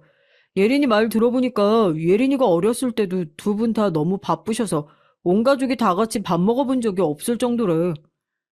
세상에, 그게 정말이야? 아, 대학 교수면 좀 편할 줄 알았는데 그건 또 아닌가 보네. 어, 그러니까 조금만 더 기다려줘요. 엄마, 예린이 부모님께서도 나랑 결혼하는 거 허락하셨으니까 조금만 기다리면 상견례하고 결혼 진행할 수 있을 거야. 아들이 그렇게까지 말하니 별 수 있나요? 그 후 우리 부부는 다른 방법 없이 계속 연락이 오기만을 기다렸습니다. 그러다 석 달쯤 지났을 때 겨우 상견례 날짜가 잡혔어요. 그런데 상견례 날이 다가올 때마다 예비 사돈 쪽에서는 급한 일이 생겼다며 자꾸만 상견례 날짜를 미루는 겁니다. 그렇게 차일피일 미루더니 기어코 6개월, 자그만치 반년이 지나버렸죠. 전 더는 참을 수가 없었습니다. 수연아, 이제 더 못 참겠다. 확실히 말해봐. 그쪽에서 상견례 하기 싫다니? 에이, 아니야, 엄마. 그냥 바쁘셔서 그런 거라니까. 그리고 이미 결혼 허락도 다 하셨는데, 아니, 그렇게 걱정되세요? 걱정이 안 될 수가 있니? 아니, 아무리 바빠도 그렇지. 결혼 허락했다는 사람들이 이렇게 계속 상견례를 미뤄? 어떻게 상견례 말 나오고 반년이 넘도록 사람을 기다리게 하냐고. 바보 취급 당하는 것도 한계가 있지. 대학 교수식이나 된다고 이렇게 사람 무시해도 되는 거야? 아, 아니야, 엄마. 나도 계속 예린이한테 물어보고 있는데, 진짜 계속 바쁘셔서 어쩔 수가 없었대. 그리고 이번에는 진짜 제대로 날짜 잡아서 연락 준다고 했으니까, 우리 조금만 더 기다려봐요. 네? 그럼 이번에 또 미뤄지면 엄마는 그냥 이 결혼 없던 일로 할 테니까 너도 예린이한테 말 잘해둬. 알겠어? 그렇게 으름장을 놓았더니 예비사돈 쪽에서는 뜨끔했는지 드디어 상견례 날짜를 잡아 연락하더군요. 이렇게나 쉽게 잡을 수 있었다면 그냥 반년 전에 짬내서 상견례 했어도 되는 게 아닌가 싶을 정도로 허무하게 말이에요. 그래서인지 꽁해지는 마음은 어쩔 수가 없더라고요. 어디 얼마나 대단한 사람들인지 한번 보자는 마음으로 상견례 장소에 나갔는데 아니 생각했던 것보다 예비 사돈분들이 정말 괜찮은 사람들인 거예요. 제가 학생들 진로 상담에 논문까지 봐주고 해외에도 다녀오다 보니 너무 바빠서 자꾸만 날짜를 미루게 됐습니다. 정말 죄송합니다, 사부인. 아유, 예, 그러셨군요. 저희는 반년이나 미뤄져서 혹시라도 우리 아들이 마음에 안 드시는 게 아닌가 싶어 신경이 참 많이 쓰였습니다. 아유, 그럴 리가요. 이렇게 번듯하고 잘생긴 사위를 누가 마다한답니까? 사부인께서 얼마나 아들을 잘 키우셨는지 전 보자마자 우리 아들을 삼고 싶을 정도였다니까요. 직접 만나본 예비 사돈들은 말도 잘 통하고 친절한 데다 예의도 발랐어요. 그간 아들이 데려왔던 다른 여자들을 만나봤을 때 느낀 싸한 기분도 없었고요. 저는 그 자리에서 예비 사돈들이 상견례를 미뤘던 게 정말 일이 바빠서 그랬다고 믿게 됐습니다. 그동안 괜히 의심하고 걱정했다 싶어 예비 사돈들에게 더 친절하려고 노력하고 대화도 많이 나눴죠. 참 편안하고 기분 좋은 자리였어요. 그렇게 상견례는 정말 만족스럽게 끝났고 그 자리에서 바로 결혼 날짜까지 잡게 됐습니다. 이후 자리를 파하고 그대로 집으로 돌아가 아들과 몇 가지 더 상의하려고 했는데 상견례를 마치고 같이 나오던 아들의 표정이 좋지 않아 보였어요. 뭐라 물어보려던 찰나 갑자기 아들이 저와 남편에게 먼저 차에 가 있으라고 하는 겁니다. 엄마, 아빠, 나 잠깐만 예린이랑 할 말이 있어서 얘기 좀 하고 갈게. 오래 걸리진 않을 것 같으니까 먼저 차 타고 계세요. 금방 갈 테니까. 저는 그런 아들 말을 별로 대수롭지 않게 생각했어요. 그저 예비 며느리랑 단둘이 할 얘기가 있나 보다 생각했죠. 그렇게 차 안에서 남편과 함께 예비 사돈에 관한 얘기를 하고 있었는데 어찌된 일인지 아들이 30분이 지나도록 돌아오질 않는 겁니다. 아무리 기다려도 도무지 올 기미가 없어서 저는 아들을 찾으러 차에서 내렸어요. 상견례를 했던 식당 근처에 있겠거니 싶어 그 주변을 둘러보고 있었는데 갑자기 건물 옆 골목 구석에서 큰 소리가 들리더군요. 바로 아들의 목소리였습니다. 뭐에 잔뜩 화가 난 목소리로 소리를 지르고 있길래 저는 혹시 여자친구랑 무슨 일이라도 있는 건가 싶어 서둘러 골목 쪽으로 달려갔어요. 그랬더니 아들이 골목 안쪽에서 여자친구랑 뭐라고 얘기를 하면서 싸우고 있더라고요. 예린아, 그래도 이건 아니지. 난 이해가 안 돼. 아무리 그렇다고 해도 어떻게 자기 부모님도 아닌 사람을 진짜라고 데려올 수가 있어? 미안해, 수연 씨. 그렇지만 이 방법 말고 다른 방법이 없는 걸. 그냥 한 번만 모른 척하고 넘어가주면 안 돼? 수연 씨랑 나만 아는 비밀로 하고 넘어가자, 제발. 그러다가 나중에 우리 부모님이 아시기라도 하면 어떻게 하려고? 그럼 그때도 가짜 부모님 내세워서 진짜 부모님이라고 소개시켜 드릴 거야? 아무리 생각해도 이건 진짜 아니야, 예린아. 아들과 예비 며느리의 대화를 듣고 저는 제 귀를 의심할 수밖에 없었습니다. 자기 부모도 아닌 사람을 데려오다니요. 거기다 더는 가만히 있을 수가 없더군요. 저는 냉큼 아들과 예비 며느리에게 다가갔습니다. 아니나 다를까 제가 다가가니 아들과 예비 며느리가 깜짝 놀라 주춤거리더군요. 너희 지금 그게 무슨 소리니? 자기 부모도 아닌 사람을 진짜 부모랍시고 데려왔다고? 아이 세아가 네가 대답 좀 해봐라. 방금 내가 들은 게 사실이니? 제가 호통을 치자 예비 며느리는 아무런 대답도 못하더니 그 자리에서 갑자기 눈물을 뚝뚝 흘리기 시작했습니다. 저는 그 모습에 왠지 모를 심각한 기분을 느꼈죠. 이대로 길거리에서 얘기할 만한 일이 아니라는 생각이 들었어요. 저는 둘을 골목에서 끌고 나와 얼른 차에 태웠습니다. 차 안에서 기다리던 남편은 궁금한 게 많아 보였지만 저와 아들 그리고 예비 며느리의 분위기가 심상치 않아 보였는지 조용히 있더라고요. 그렇게 온 식구가 다 같이 집에 도착하자마자 저는 아들과 예비 며느리를 앉히고 얘기하기 시작했어요. 그런데 예비 며느리의 입에서 나온 말들은 정말 상상조차 못했던 것들이었습니다. 어머니, 정말 죄송해요. 사실 저희 부모님께서 이혼하셔서 상견례에 모시고 나올 수가 없었어요. 그래서 어쩔 수 없이 배우를 부모님으로 섭외할 수밖에 없었어요. 뭐라고?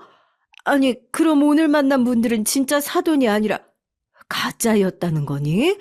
아니, 너랑은 아예 상관이 없는 사람들이란 말이야? 네, 맞아요. 진짜 죄송해요. 제가 입이 10개라도 할 말이 없어요. 하지만 어쩔 수가 없었어요. 수연 씨처럼 잘 사는 집이랑 결혼하려면 저도 흠 없는 사람이어야 될 것 같아서 정말 어쩔 수 없었어요. 정말 죄송합니다. 아니, 아니, 그게 다 무슨 소리야. 요즘 세상에 이혼이 뭐 흠이라고. 그거 가지고 우리가 결혼을 안 시키겠어. 하지만 제가 사실대로 말하면 결혼 허락을 안 해주실 것 같았어요. 그래서 그것 때문에 상견례 날짜도 자꾸 미룰 수밖에 없었어요. 죄송해요. 제가 생각이 짧았어요. 저는 그 말을 듣고 말문이 막혔습니다. 우리 부부는 아들이 이상한 여자만 데려와서는 결혼하겠다고 졸라댄 바람에 누구든 아들이 데려온 여자가 사람 됨됨이만 괜찮다면 집안이나 배경 또는 말 못할 사연이 있어도 상관없이 결혼시킬 생각이었거든요. 그런데 전혀 딴소리 같은 얘기를 듣고 있으니 어처구니가 없었습니다.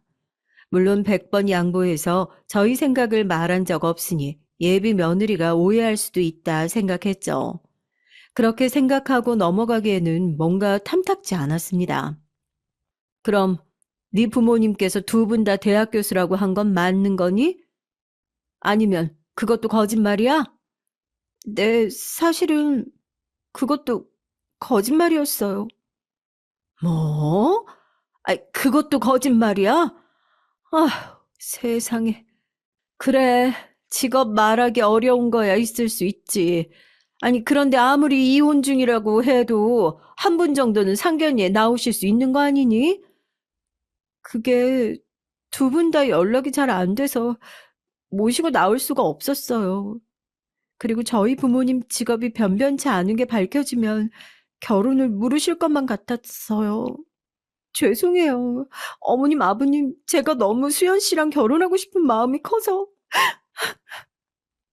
결국에는 이것도 저것도 전부 다 거짓말이었다는 거 아닌가요? 거기까지 듣자 제 눈에는 예비 며느리의 모든 것이 다 거짓으로 보이기 시작했습니다. 설마 부모가 이혼했다는 얘기도 거짓말인 건 아닐까 싶어 저는 아들에게 물어봤죠. 수연아, 너 다 알고 있었니?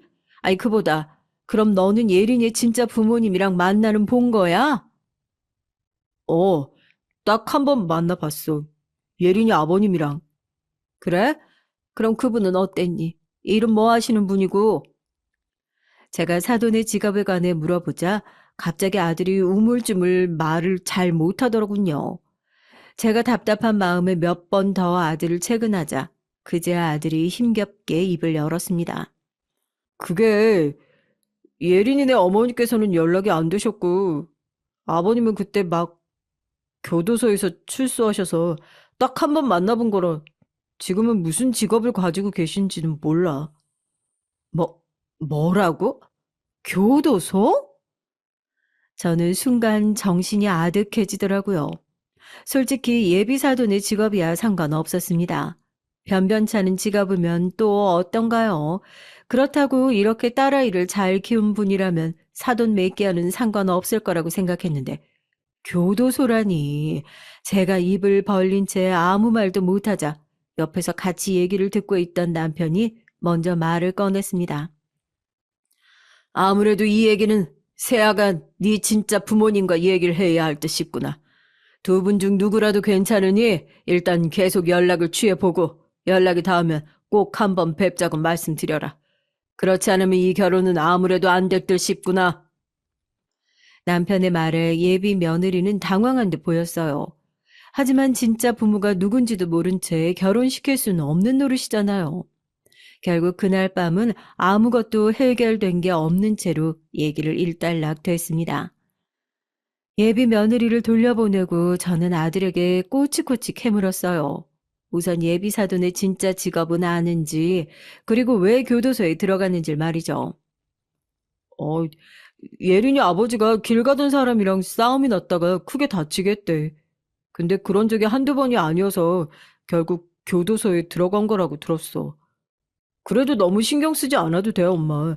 어차피 예린이 어머님이랑 아버님 이혼하셔서 뵐 일도 없고, 예린이도 어려서부터 많이 맞고 살아서 자기 아버지한테 좋은 감정 하나도 없대. 좋은 감정 하나도 없는 거랑 네 결혼이랑 도대체 뭔 상관이니? 당연히 상관 있지. 그야 뵐 일이 없으니까 내가 예린이 아버님을 장인 어른으로 모실 일도 없는 거 아니야. 그리고 어차피 예린이도 나도 연락 한 번 안 하고 살 건데 뭐. 연락 한 번 안 하고 산다니 그건 또 무슨 말이야? 그럼 예린이가 자기 아버지랑 절연이라도 하겠다고 한 거야? 어, 애초에 절연한 사이인데 내가 한 번은 만나 뵙고 싶다고 해서 일부러 만나게 해준 것뿐이래. 앞으로 평생 연락하지 않을 거라고 했어. 그러니까 너무 걱정하지 마. 그리고 엄마 있잖아. 나 예린이가 너무 좋아. 그리고 우리 예린이 너무 불쌍해. 어려서부터 자기 아버지한테 많이 맞고 자라서 착하고 성실한 사람이 이상형이라고 했는데 나보고 그런 사람인 것 같대. 근데 그 말을 들으니까 나 책임감이 생기는 것 같아. 그리고 예린이 말에 부합하는 사람이 돼서 예린이를 평생 행복하게 해주고 싶었어. 그러니까 나 예린이랑 결혼하게 해줘. 허락해줄 거지? 저는 아들의 말에 할 말을 잃고 말았습니다. 아들은 자신의 세계의 사랑이라도 하고 있다는 듯 잔뜩 진지한 표정으로 말을 하더군요. 물론 예비 며느리의 어린 시절의 얘기를 들어보니 안타깝고 불쌍하긴 했어요. 그래도 거짓말은 용서가 잘 안 됐습니다. 결혼하기 전부터 시부모를 이렇게 감쪽같이 속이려고 하다니 신뢰가 다 사라지더군요. 그리고 가짜 부모를 세우려고 상견례 날짜를 그렇게나 미뤘던 것도 소름이 끼쳤습니다. 저는 상견례 날짜가 자꾸 미뤄진 게 예비 며느리의 부모님 때문인 줄 알았는데 영락없이 속은 거잖아요. 며칠을 생각해봐도 마음이 영 좋지 않더라고요. 결국 저는 아들의 정신없는 소리에 당장은 허락하기 어려우니 천천히 마음의 정리를 하라고 했습니다. 그랬더니 아들이 다음 날부터 식음을 전폐하고 말도 안 하기 시작했어요. 아침 식사하고 나가라고 해도 들은 척도 안 하고 말없이 출근하더니 퇴근 후에는 자기 방에 틀어박혀 나오질 않았습니다. 저는 아들이 아침이야 안 먹어도 회사에서 점심은 먹겠거니 싶어서 가만히 놔뒀어요. 그런데 아들이 회사에 다니는 와중에도 끼니를 거르는 건지 나날이 얼굴이 수척해지는 거예요. 거기다 더해 예비 며느리가 매일같이 저녁마다 찾아와서는 무릎을 꿇고는 잘못했다고 한 번만 용서해달라고 비는 통에 머리가 아파오기 시작했죠. 어머니, 제발 한 번만 용서해 주세요. 저 진짜 이제부터 거짓말 안 하고 다 솔직하게 말씀드릴게요. 한 번만 믿어주세요. 네? 내가 그 말을 어떻게 믿니? 한 번 속였는데 두 번은 못 속일까? 내 마음이 돌아서긴 어려울 것 같으니까 너도 마음 접고 우리 아들이랑 정리해라. 아니에요, 어머니. 저 다시는 어머니 속이는 일 없을 거예요. 진짜예요. 믿어주세요. 수연 씨를 향한 제 사랑을 걸고 맹세할게요. 그러니까 제발 한 번만 다시 생각해 주세요. 네? 그렇게 매일같이 찾아와서 엎드려 빌어대니 매몰차게 거절할 수도 없고 아들은 식음까지 전폐하니 저는 다른 방법이 없었습니다. 결국 우리 부부는 예비사돈과 다시 한번 상견례를 하기로 했어요. 당연히 바깥사돈과 만나지 않기로 했고 어머니하고만 상견례를 하기로 했죠. 문제는 예비사돈과의 연락이었습니다. 상견례를 다시 하더라도 이번에는 반드시 예비 며느리의 진짜 부모님이랑 전화 한 통이라도 하고 나서 상견례를 할 생각이었거든요. 그런데 도대체 어디서 뭘 하고 사는지 통 연락이 되지 않는 겁니다. 결국 예비 며느리가 몇 날 며칠을 연락한 끝에 겨우 연락이 닿았는데 여기서도 껄끄러운 문제가 발생하더군요. 여보세요? 네, 사부인. 아이고, 예린이한테 얘기 다 들었어요. 아니, 근데 아직도 결혼을 안 한 내 딸을 얼마나 쥐잡듯이 잡았으면 애가 부모까지 숨기고 결혼을 한다고 해요? 아들 하나 있다고 너무 유세했다는 거 아닙니까? 예린이 말로는 좀 사는 집이라는데. 아유, 아무리 세상이 좋아졌어도 돈으로 교양 못 사나 봅니다. 아무튼 상견례 날짜는 내가 정해서 예린이 편으로 전달할게요. 내가 워낙 바쁜 몸이라 시간 내기가 여간 어려운 게 아니지만 아유 어쩌겠어요. 딸년 결혼을 시켜야지. 그럼 그렇게 하는 걸로 알고 끊겠습니다. 제가 뭐라고 하기도 전에 예비사도는 목청껏 본인 할 말만 하고 전화를 끊어버리더군요. 어찌나 황당하던지 저한테 교양 운운하기 전에 본인 교양부터 좀 챙겼으면 싶을 정도였습니다. 제 표정이 너무 좋지 않았는지 옆에서 듣고 있던 예비 며느리가 안절부절을 못하더군요. 이후 또 지지부진할까봐 걱정했는데 이전과 다르게 상견례 날짜가 금세 잡혔어요.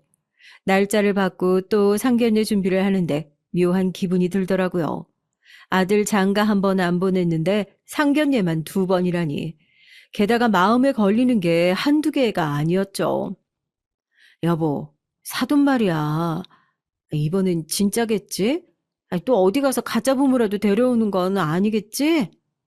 에이, 설마 또 가짜 부모님을 데려오겠어.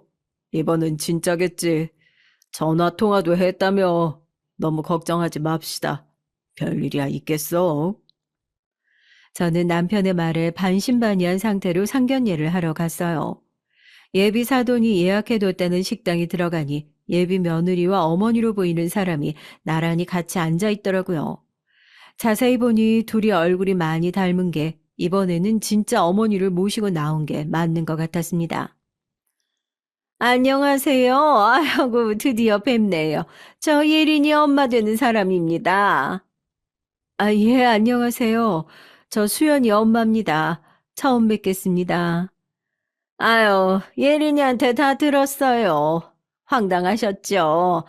첫 단추부터 정말, 아유, 흠을 보여서 죄송합니다. 우리 딸 말이에요. 정말 불쌍한 애예요. 제 인생이 워낙 기구해서 제 미모만 닮고 인생만큼은 닮지 않았으면 해서 어릴 때는 멀리 친척집을 보냈었는데 그때부터 엄마 정을 잘못 줘서 그런지 이런 정신 나간 짓을 벌였네요. 죄송합니다, 사부인. 아휴, 예비사도는 우리 부부와 아들이 자리에 앉자마자 그 자리에서 눈물을 찍어내며 울기 시작했어요. 너무 황당해서 휴지만 건네주고 있으니까 예비사돈이 묻지도 않은 개인사를 구구절절 말하는 겁니다. 자기 인생도 기구하고 딸 인생도 기구하다며 자꾸 본인 힘든 얘기만 하는데 처음에는 왜 이러는지 알 수가 없었어요. 그렇다고 눈물을 흘리며 얘기하는 사람에게 냉정하게 그만하시라고 말할 수도 없으니 우리 부부는 물론 아들까지 예비 사돈의 과거사를 계속 듣고 있을 수밖에 없었습니다. 아이고, 그러는 바람에 합의금을 내주고 전 남편 목바라지까지 했더니 집안이 거덜이 났어요. 저나 예린이나 그 일 때문에 집안에 돈이 그냥 한 푼도 없어요. 어휴. 네, 아유, 많이 힘드셨겠네요. 네. 아이고. 그래서 우리 예린이랑 저는 결혼 준비에 보탤 수 있는 돈이 정말 한 푼도 없어요. 염치 없는 거는 알지만 결혼 준비는 사부인 쪽에서 다 도맡아 해 주신다고 하니까 제가 한시름 놨습니다. 가진 건 없지만 우리 딸 잘 부탁드립니다. 아이고, 저 혹시 몸만 온다고 시집살이 고되게 시키고 그러시지는 않겠죠?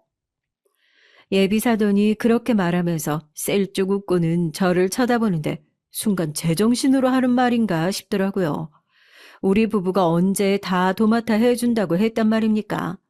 결혼 준비에 드는 돈이 한두 푼도 아닌데 그걸 전부 우리 쪽에서만 내라는 건 말이 안 되잖아요. 저는 황당한 기분에 예비 며느리에게 말을 걸었어요. 잠시만요, 사돈. 예린아, 네가 이전에 말했던 혼수나 집에서 지원해준다는 결혼 비용은 어떻게 된 거니? 우리는 그때 네가 한 말 듣고 그에 맞는 정도로 준비를 하려고 했는데 갑자기 그건 없던 일 된 거니? 아, 그러니까 어머니 그게요. 저 어머 사부인, 제가 우리 예린이한테 들었는데 아드님 결혼 준비는 자기가 전부 다 할 테니까 몸만 오라고 했다는데요? 아니 근데 갑자기 말을 바꾸는 건 아니죠. 벌써 혼수며 예단이며 다 골라뒀는데 이러시면 안 되죠? 우리 아들이 그런 말을 했다고요? 정말이니 수연아? 그게 우리가 예린이네보다 잘 사는 건 맞잖아. 그래서 이 정도는 해줄 수 있다고 생각했지.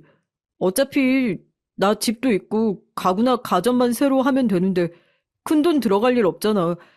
그리고 사랑하는 사이인데 뭐 어때? 어차피 결혼하면 내 것이 예린이 거고 예린이께 내 것 되는 건데. 저는 아들의 말을 듣자마자 저도 모르게 가슴을 주먹으로 퍽퍽 두드렸습니다. 아, 어떻게 이렇게나 정신머리가 없는 놈을 내가 낳았을까 싶더라고요. 그렇게 답답한 가슴을 두드리고 있자니 문득 그런 생각이 드는 거예요. 끼리끼리 모인다고 아들이 데려온 이 여자도 결국 다른 여자들과 똑같은 애였다는 것을요. 그동안 뭐에 홀려도 단단히 홀려있던 기분이 들었습니다. 게다가 아들이 이전에 데려왔던 여자들과 비슷한 애를 데리고 와선 결혼하겠다고 생 난리를 피는 거라는 걸 깨닫자 더는 말할 기운도 안 생기더라고요. 그런데 그 와중에 식사가 들어왔어요. 저는 입맛이 없어서 수저도 몇 술 못 두고 있는데 예비사도는 아예 걸신 들린 사람처럼 음식을 입에 한가득 넣고는 우걱우걱 먹는 게 아니겠습니까? 마치 며칠 굶은 아기 같은 모습에 남편도 입맛이 떨어졌는지 더 식사하지 않고 수저를 내려놓더군요. 그런데 그렇게 허겁지겁 밥을 먹던 예비사돈이 먹다가 목에 뭐가 걸렸는지 기침을 막 하더니 화장실에 다녀오겠다고는 휙 하고 나가버렸습니다. 저는 스트레스를 너무 받았는지 갑자기 머리가 아파지더라고요. 위도 쿡쿡 쑤시고 쓰려서 화장실을 한번 가야겠는데 아무래도 예비사돈과 동시에 화장실을 쓰고 싶지 않아서 예비사돈이 화장실에서 돌아오기를 기다렸습니다. 그런데 아무리 기다려도 예비사돈이 돌아오질 않더라고요.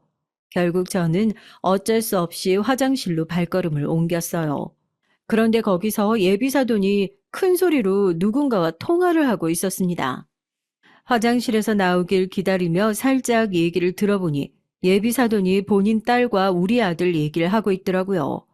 뭔가 심상치 않은 느낌에 저는 잠깐 고민하다가 핸드폰 녹음기를 켰죠. 그리고 더욱 잘 듣기 위해서 안쪽 가까이 귀를 기울이며 핸드폰을 들이밀었어요. 그런데 세상에 거기서 저는 믿을 수가 없는 얘기를 듣고 말았습니다. 지금 상견례 중이야. 아유, 맞아. 우리 딸이 날 닮아서 반반하긴 하지. 아이고, 아니야. 아유, 이번엔 진짜 제대로 물었어. 어?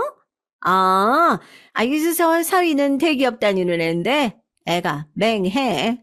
처음에는 우리 딸이 잘 사는 집안인 척 하니까 휙 넘어오더니 이제 우리 딸이 돈 한 푼 없이 몸만 와도 상관없다고. 얼마나 사정사정하든지 우리 딸 없이는 아예 못 살겠다고 하더라. 그래, 네 말대로 호구 하나 제대로 물었지. 사위 집이 돈이 많으니까 한 딱 1년만 살게 하고 다 빨아먹은 다음에 이혼시키려고. 조금 전까지만 해도 눈물을 찍어내며 기구하고 힘들었던 자신에 관해 얘기하던 예비사돈이 뒤에서는 이렇게 우리 아들과 우리 집을 욕하고 있었다는 걸 알자마자 참을 수 없이 분노가 치솟더군요. 저는 예비사돈의 통화를 전부 녹음한 뒤에 예비사돈이 전화를 끊고 나오자마자 예비사돈의 뒤통수를 냅다 후려 갈겼습니다. 뭐? 호구 하나 제대로 물었어?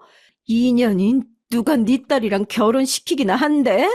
내 소중한 아들이랑 네 꽃뱀 같은 딸년이랑 결혼할 일 절대 없을 테니까 꿈 깨. 아우, 머리야. 지금 뭐 하는 짓이야? 당신이 뭔데 날 때려? 내 예쁜 머리통 깨지면 당신이 책임질 거야? 기분 더러워서 정말. 아이, 그리고 남의 전화 통화는 왜 엿들어? 당신 그거 범죄인 거 알아 몰라? 아이고, 참. 그나마 재산 좀 있어서 우리 딸이랑 결혼시키고 1년이라도 같이 살게 해주려고 한 건데. 그럼 고마운 줄 알아야지. 우리 딸 아니었으면 당신 아들이 언제 그런 예쁜 여자랑 결혼해보겠어? 뭐라고? 당신 지금 말 다 했어? 얼굴에 철판을 깔았나? 진짜 뻔뻔하네. 한 대 더 맞고도 그런 말 나오는지 한번 볼까? 저는 화장실 앞에서 예비사돈이라고 생각했던 사기꾼을 향해 손을 들어 올렸습니다. 그런데 예비사돈이 지른 소리 때문에 놀란 사람들이 어느새 화장실 주위에 꽉 차게 모여들고 있었죠. 그 사이에 아들과 남편 그리고 예비 며느리까지 있었습니다. 예비사돈은 모두가 자기 편이 되어줄 거로 생각했는지 갑자기 우는 척을 하면서 사람들에게 소리를 치는 겁니다. 세상에, 다들 제 말 좀 들어보세요. 여기 이 여자가 오늘 우리 딸이랑 상견례를 하는 남자 엄마인데 방금 날 때렸어요.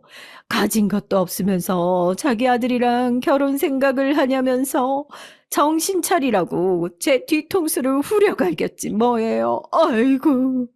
아무리 내 딸이 며느리감으로 마음에 안 든다고 해도 그렇지. 예비사돈 며느리를 때린 사람이 어딨냐고요. 아이고 나 죽네. 억울하고 원통해서 나 죽어. 예비사돈의 말에 주변 사람들이 점점 수근수근거리기 시작했습니다. 어찌나 연기를 잘하던지 저는 무슨 영화 배우인 줄 알았네요. 그 모습이 가당찮고 어이가 없어서 코웃음을 치는데 아들이 놀라서 사람 틈을 비집고 저한테 다가와 물었습니다. 엄마, 정말이야? 엄마가 장모님 머리 때렸어? 아니, 도대체 왜 그랬어? 마음에 안 들어도 그렇지. 좀 이해하고 넘어가주면 안 됐던 거야? 내가 예린이 얼마나 사랑하는지 잘 알면서 꼭 이렇게 해야 했어? 어머니 정말 너무하세요. 저희 엄마가 무리하셨을 수도 있지만 그래도 어떻게 사람을 때리실 수가 있어요? 참나. 그럼 내 아들 호구 취급하면서 1년만 빨아먹고 버릴 거라는데 거기서 참을 부모가 누가 있니? 이 녀석아 정신 차려. 이 사람들 아주 사기꾼들이야. 저는 그렇게 그 자리에서 있던 모든 사람들이 들을 수 있게 녹음해둔 음성 파일을 크게 틀었어요. 거기에는 예비사돈이 통화하던 내용이 고스란히 녹음돼 있었습니다. 제가 그걸 녹음하고 있었을 줄은 꿈에도 몰랐는지 예비사돈의 얼굴이 새파랗게 질리더라고요. 녹음된 음성을 듣고 있던 아들과 남편도 크게 충격을 받은 것 같았어요. 예비 며느리도 당황했는지 안절부절 못하는데 아들이 충격받은 얼굴로 그 여자애를 추궁하더라고요. 예린아, 이게 다 무슨 소리야? 정말 장모님 말씀이 사실인 거야? 어? 말 좀 해봐, 어서. 그게 미안해. 근데 난 그냥 엄마가 시킨 대로만 한 거야. 그렇게 하면 모두 행복해질 수 있다고 해서 난 잘못 없어. 여자애는 갑자기 울음을 터뜨리면서 자기는 잘못이 없다고 말하기 시작했어요. 난장판도 이런 난장판이 없죠. 아수라장이라고밖에 할 말이 없는 상황에서 아들이 무거운 목소리로 다시 여자애한테 묻더라고요. 왜 굳이 1년인 거야? 나 사랑한다며. 평생 함께하고 싶다며. 근데 사실은 나랑 1년만 살고 싶었던 거야? 그게 엄마가 위자료에 재산 분할까지 받으려면 최소 1년은 결혼을 유지해야 한다고 해서 엄마가 나 이혼하고 위자료랑 재산 나눠서 돈 받으면 그걸로 노후 대비를 하시겠다고 하셔서 솔직히 자기네 집은 돈 많잖아. 그럼 위자료나 재산 분할 좀 해줘도 괜찮지 않아? 하지만 우리 집은 가진 게 아무것도 없어. 그리고 불쌍한 우리 엄마는 아빠 옥바라지 하느라 집도 빼고 남은 돈도 없어서 노후 대비도 하나도 안 되어 있단 말이야. 그래서 어쩔 수가 없었어. 그걸 왜 우리 집 돈으로 할 생각을 해? 그렇게 네 엄마가 불쌍하면 네 돈으로 보살펴 드리던가 해야지. 너 날 사랑해서가 아니라 내가 뜯어먹기 좋은 호구여서 나랑 결혼하려고 했던 거야? 아니야. 나 자기 사랑하는 건 진심이야. 이혼하더라도 재결합할 생각이었어. 하, 진짜 기가 차네. 누가 결혼하게 해주고 재결합까지 다시 시켜준다고 했니? 너도 네 엄마도 아주 제정신이 아니구나. 가증스러운 것들. 이런 파렴치한 사람들은 난생 처음 봤다. 처음에 사람 써서 가짜 부모를 상견례 자리에 앉혔을 때 거기서 그만뒀어야 했던 건데. 다들 이 두 모녀 얼굴 똑똑히 기억하세요. 둘 다 사기꾼입니다. 어머니, 정말 죄송해요. 어머니가 원하시면 저 엄마와도 연 끊을게요. 저는 수연 씨만 있으면 돼요. 자기야, 나 자기 없이 못 사는 거 알잖아. 나 자기 정말로 사랑해. 제발, 나 좀 믿어줘. 그냥 우리 엄마 말은 다 잊어버리고, 우리 둘이 새 출발하자. 제발. 아니, 나 이제 널 못 믿겠어. 너 어머니가 저런 생각하고 계셨던 거 몰랐던 거 아니잖아. 다 알고 있었던 거잖아. 네가 정말로 날 사랑했다면 아무리 어머니가 시키셨다고 해도 네 선에서 거절하든가 했어야지. 그냥 우리 결혼은 없던 일로 하자. 자기야, 잠깐만. 내 얘기 좀 들어봐. 자기야. 여자애는 아들이 그렇게 말하자 절대 안 된다고 아들에게 매달렸습니다. 하지만 아들은 굉장히 배신감을 느꼈는지 여자애를 강하게 떼어놓더군요. 이거 놔. 어차피 네 마음도 다 사귀었잖아. 내가 너랑 네 엄마 사기죄로 고소하기 전에 그만해. 뭐? 아, 안 돼. 그것만 제발. 내가 미안해, 자기야. 내가 이렇게 빌게. 그러니까 고소만은 제발 하지 말아줘.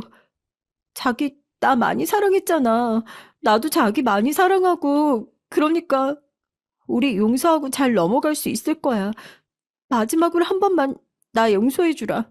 응? 아이고, 용서할 걸 용서해야지.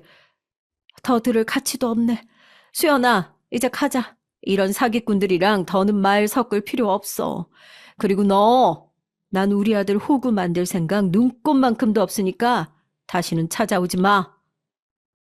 결국 우리 집의 두 번째 상견례는 그렇게 혼란과 충격 속에 끝나고 말았습니다. 그 후 아들은 그 여자와 헤어졌고 더는 연락을 하지 않는 것 같더군요. 그런데 그 후 아들의 전 여자친구가 집으로 몇 번이나 찾아왔어요. 하지만 더 휘둘릴 마음조차 없었기 때문에 저랑 남편은 여자애가 집 앞에서 무릎을 꿇으려고 할 때마다 경찰을 불러 쫓아냈습니다. 우리에게는 이제 통하지 않을 거라는 걸 깨달았는지 그 여자애는 바로 방법을 바꿔 이번에는 아들의 회사 앞으로 매일 찾아왔다고 해요. 할 말이 있으니 만나서 얘기 좀 하자고 말이죠. 아들은 완강히 거절하다가 그간의 정에 못 이겨 딱 한 번 만나줬다고 합니다. 그랬더니 그 여자애가 뭐라고 그런지 아세요? 있잖아. 고소 아직 안 한 거지? 생각해보니까 내가 자기한테 사기친 게 뭐가 있나 싶어서. 솔직히 나도 우리 엄마도 자기한테 아무것도 안 했잖아. 우리가 약혼을 했어? 아니면 결혼을 했어? 그렇다고 내가 자기한테 돈 달라고 한 적도 없고 말이야. 우리가 엄마가 했던 말 때문에 기분 상한 건 이해하지만 고소는 안 해줬으면 좋겠어.